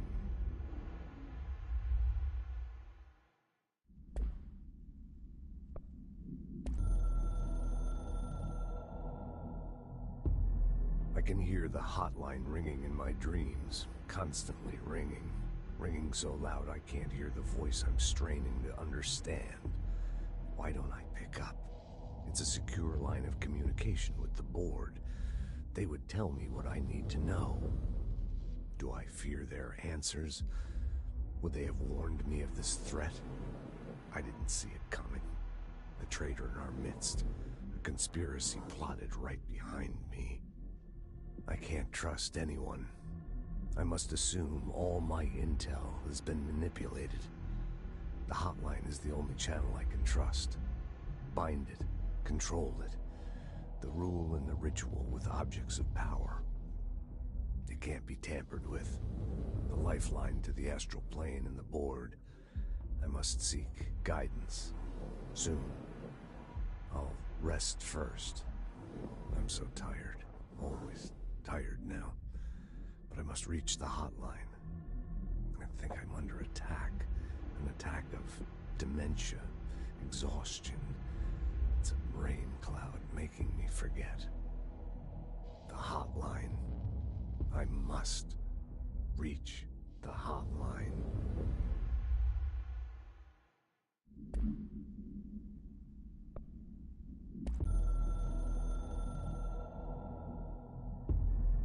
Northmoor was director before me. I never wanted his job. I never wanted power. I purposefully avoided it, didn't trust it, didn't want to rely on it. Northmoor was all about power. A man like an explosion, hungry for authority, for order, for more, until it was too much. I had to find a solution in the end, contain the situation. Northmoor never liked me, but he went along with it, to his credit. He didn't really have a choice. I suppose at the end of the day, a director's most basic duty is to keep the lights on. Here's to you, Northmoor. There were no prime candidates waiting in the wings, but I was there. Had been the whole time, keeping my head down, working my ass off. I had nothing to lose. I picked up the gun almost on a dare.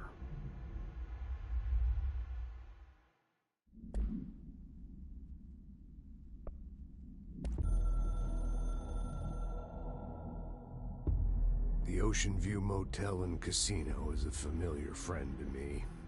I stayed in countless motels like it while investigating AWEs across the country, back in my field agent days. Those roadside motels all bleed together like a dream. Same and not the same. Anywhere and nowhere. The Ocean View operates on dream logic, and the light switch cord leaks out to be found in the most unexpected places, and sometimes successfully encouraged to appear and act as a convenient lock to keep out those not trained in dreamscape navigation. Even Bureau veterans can only find one key in the motel. The key that opens the door marked with the inverted black pyramid. The rest, the many other doors, are still mysteries to us. We're all merely guests there. Even the board. Sometimes I need to visit, just to breathe easier for a while. It beats the numb, sterile apartment I spend my nights in, insulated from everything but myself. I guess that's where the whiskey comes in.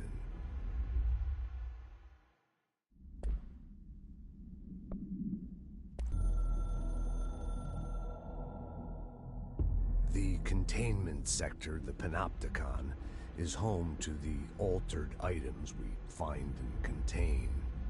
It is a maximum security prison. It's a vault for the most valuable treasures on Earth. It's a powder keg big enough to blow this world to dust. A temple, a place of worship filled with idols of angry gods. It's all of these, and none of them.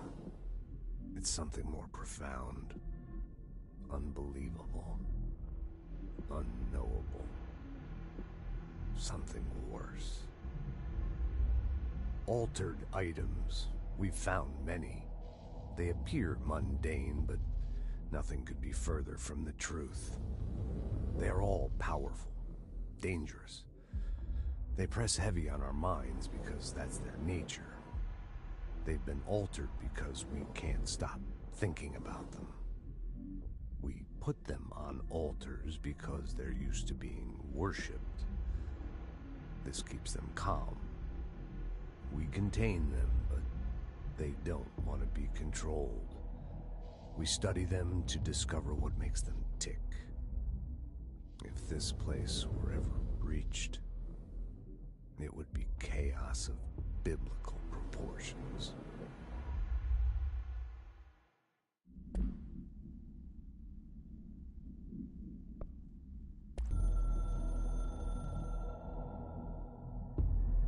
Something's coming. The whisper's growing louder. The worst winter storm in Bureau history. A retribution for my sins. Our sins. This threat could destroy the Bureau, everything I've built. Destroy me. A web spun, turning this place against me. I catch glimpses of it in the corner of my eye. It's just out of reach. Elusive. It's clever. A perverse game of hide and seek. Is this part of an attack? Obfuscating the facts. Dimming my eyes. It's hard to tell. I need answers. I haven't heard back from Darling. I fear for my friend, my closest ally. I think we made a terrible mistake all those years ago. That thing he studies is putting us all in danger. It's my duty as director to keep the Bureau safe. It'll be difficult. What's done can't be undone. There's no easy fix. Magical thinking is a requirement for survival. Pain and suffering are mandatory. To change things, you have to break yourself. I don't know if I have the strength. I'm old and weak. I'm afraid. I can see my hands trembling. I'm losing control.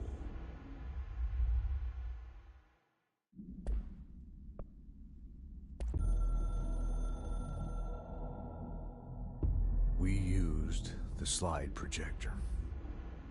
I led the expeditions into Slidescape 36. They told me not to go. The director should not put himself in danger. I told them to fuck off. I've seen action before, and I had to witness this myself. To find some meaning in all of this, I couldn't sit on my ass, alone with my thoughts, my memories. Anything but that. Those who survived were deeply affected by what we found there, by what Darling brought back. It changed everything. Whether that's a good thing or a bad thing remains to be seen. But I did find my meaning in that desert. A sound, like a needle drilling in, cutting through the containment suit and reverberating in the base of my skull. My whole being. Darling said it was nothing. But he was wrong. It's been there ever since, growing into a certainty, into an understanding of what's at stake here, what kind of a threat we're facing, and what must be done to stop it.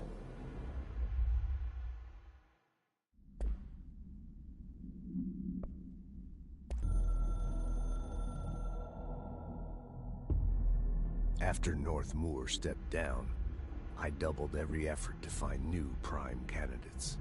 There was no one but me. That wasn't good enough. I pushed hard. I never wanted the Bureau to end up in that situation again. The Bureau needs a director. Always. When my time reaches an end, I want more options on the table.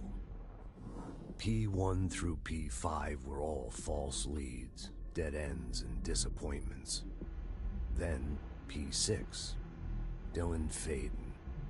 He fell into our arms. No parents, they're gone, casualties of an AWE. The boy has exceptional talent. The oldest house will be his home. We'll build him from the ground up. He'll be trained and taken care of. Darling can be in charge of this project. I can't. I'll stay away. I will not fail the boy like I failed my own family, my daughter and my wife. We weren't careful enough back then. Something came home with me. I took work home. My Susanna got sick. When I realized my mistake, I wanted to bring her here for Darling to do what he could. Kate flat out refused. Civilian doctors treated our daughter, but they didn't have a clue. She died. Kate left me. Same old story. That was a long time ago. The Bureau is all I have now. And the prime candidates are our future. There are two, P6 and P7. We're spoiled for choice.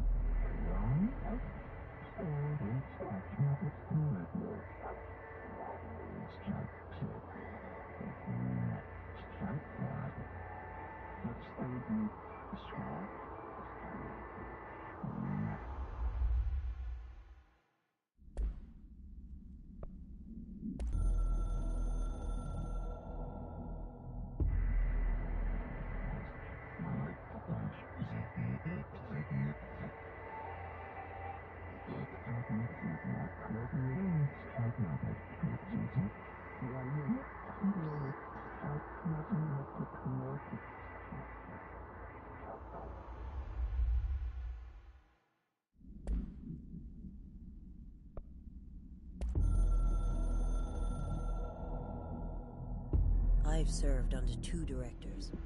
3 now, I suppose. Trench and I worked our way up together. We made it through the tough cases, the bad days, the casualties. He was the epitome of a good agent. Smart, decisive, selfless. And he picked up that damn gun. Becoming director is a formal process overseen by the board. Lots of ritual and mystery. After that, key staff provide detailed briefs on all classified matters, past and present. But with Faden, well, there's no protocol for field promotion. The girl's smart, has a good head on her shoulders. I'm trusting her to handle the hiss upstairs, while I hold them off here. All this shit with the nail, the board, I'm not sure she's ready. Besides, I work better alone.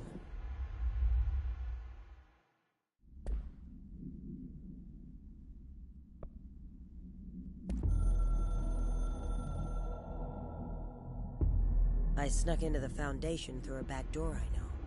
Had to get ahead of the hiss. Just a matter of bypassing the ritual protections.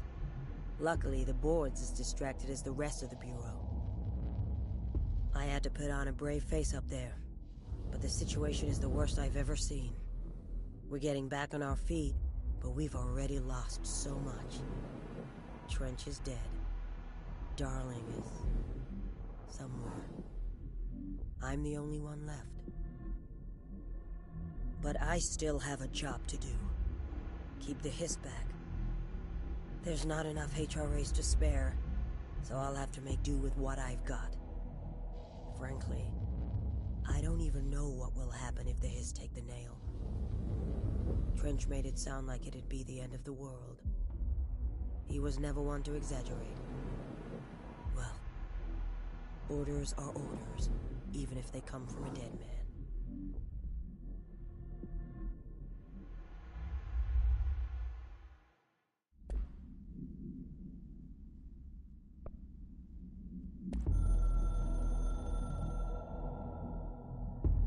The hiss got in.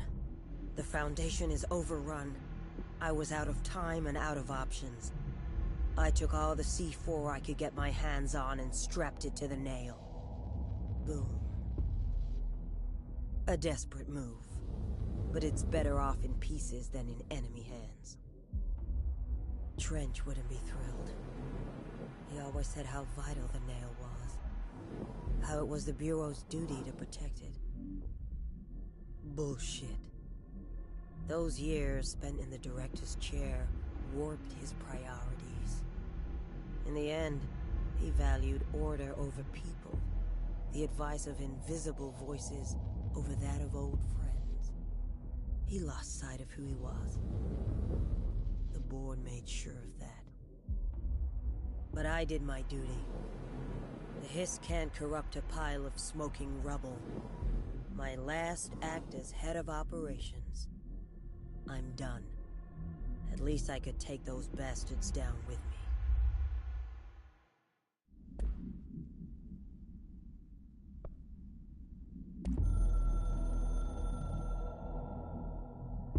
I only heard of the Foundation when I became head of operations. The very bottom of the oldest house. Director access only. Just the name alone is classified.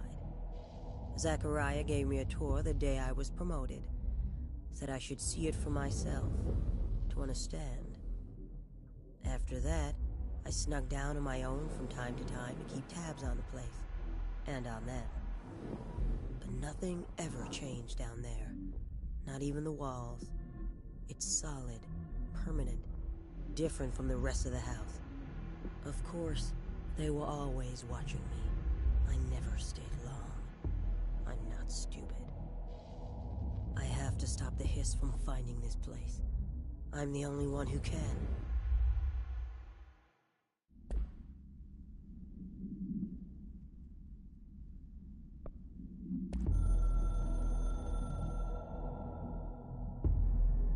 I tried to get out after the detonation, but the astral spike came out of nowhere. I escaped, but my HRA was damaged. I'd bet a year's salary the board sent it. We never did see eye to eye. They have too much control over Trench, the Bureau, the House. They make themselves part of every important process. Nothing a little C4 can't fix. 2 birds, 1 bomb.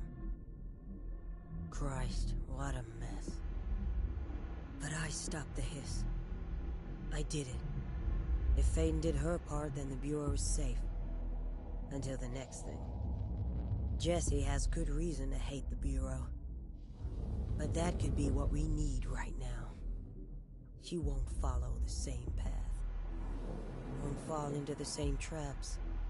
She'll lead her way. So, Director Faden, here's my last lesson. You can't save everybody.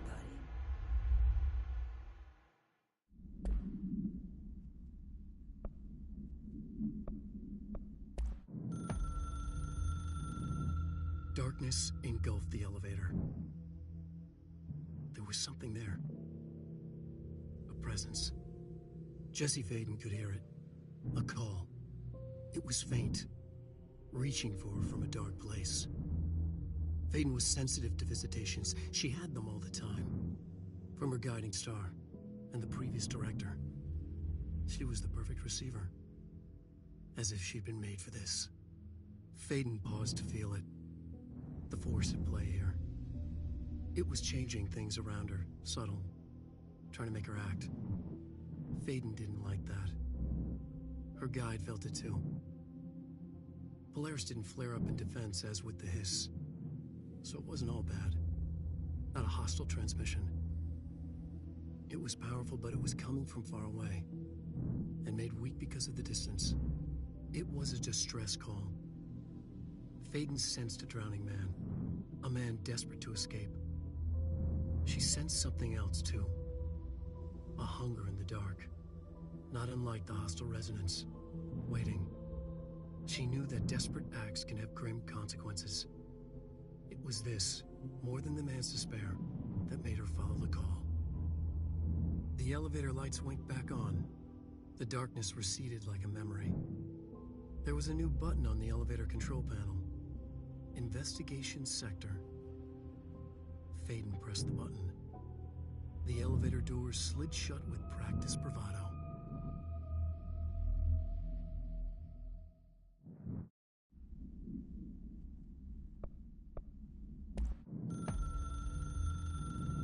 Dr. Emil Hartman was desperate.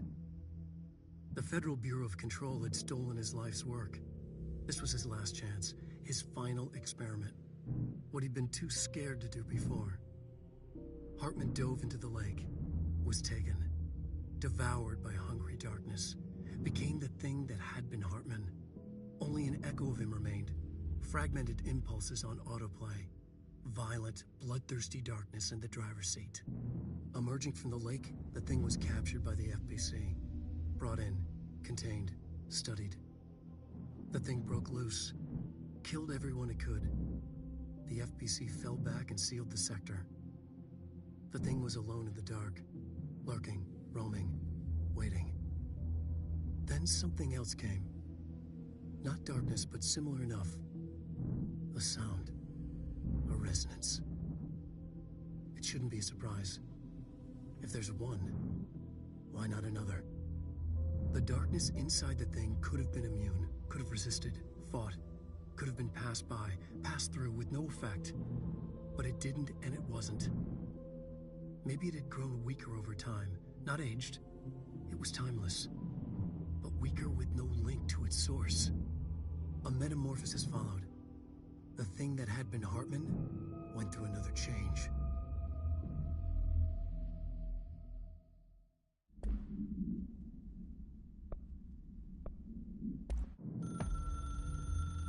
I've written and rewritten, deconstructed, reconstructed, experimented with different voices, changed the style, changed myself, forgotten the language, relearned the language. Have I been here before? Gone down this path before? The darkness wants to hide the past to make me lose my way. You must know where you've been to know where you're going. I trust what I read on these pages. I wrote them for a reason. My notes to myself. The only way to make progress, recap, then write more. The style then. Lose the fat. Make it clear. Ugly. Functional. Present. Be blunt. Only the brutal truth. Cut through the reality, tear it apart, rewrite it. Be clever, make them do the work, form the image in their minds. They make it, you just imply. Incept. They're drawn to the mystery, obsessed. You set it up, they put it together. Their interpretation, and there's only one because you give them no choice. And they believe in it because it's theirs now.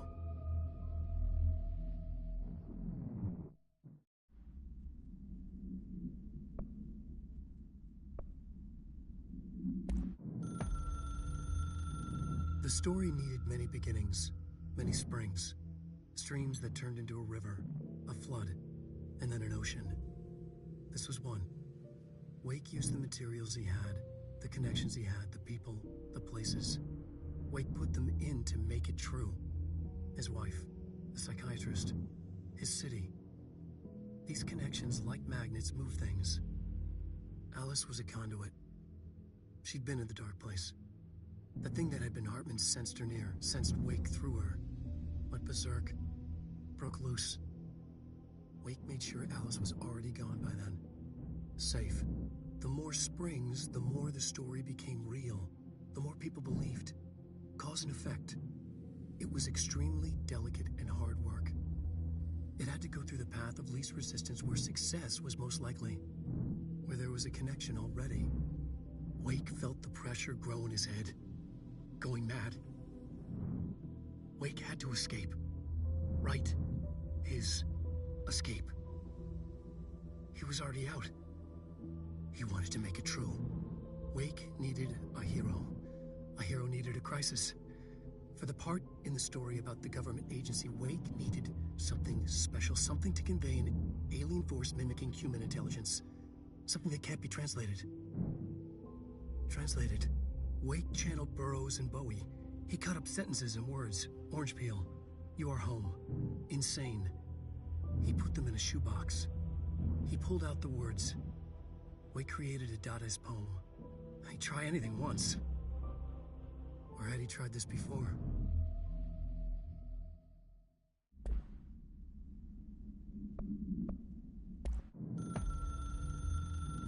The resonance carves its way through the thing that had been Hartman, vibrating, remolding.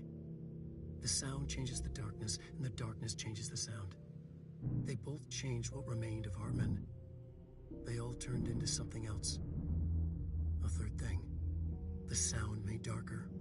The darkness made louder. Hartman was stretched. Stretched as anyone when seen from out of time, like a worm through time. Almost an Ouroboros, a spiral, a maelstrom.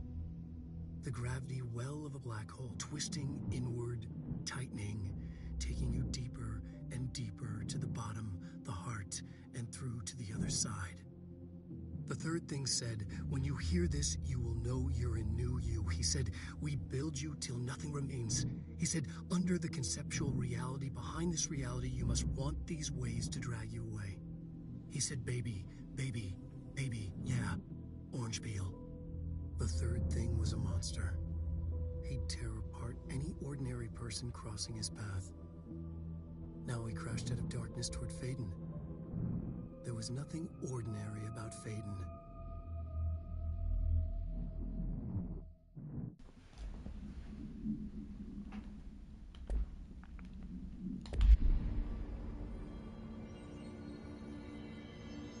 And that is finally it. Everything that I've collected from the game. And this is going to be my final stream of this game too. That's why I let it play out so long. So, thank you all for watching. I won't see you next time. Feel free to like, subscribe, follow, comment, all of that stuff. And I'll be back with a different game.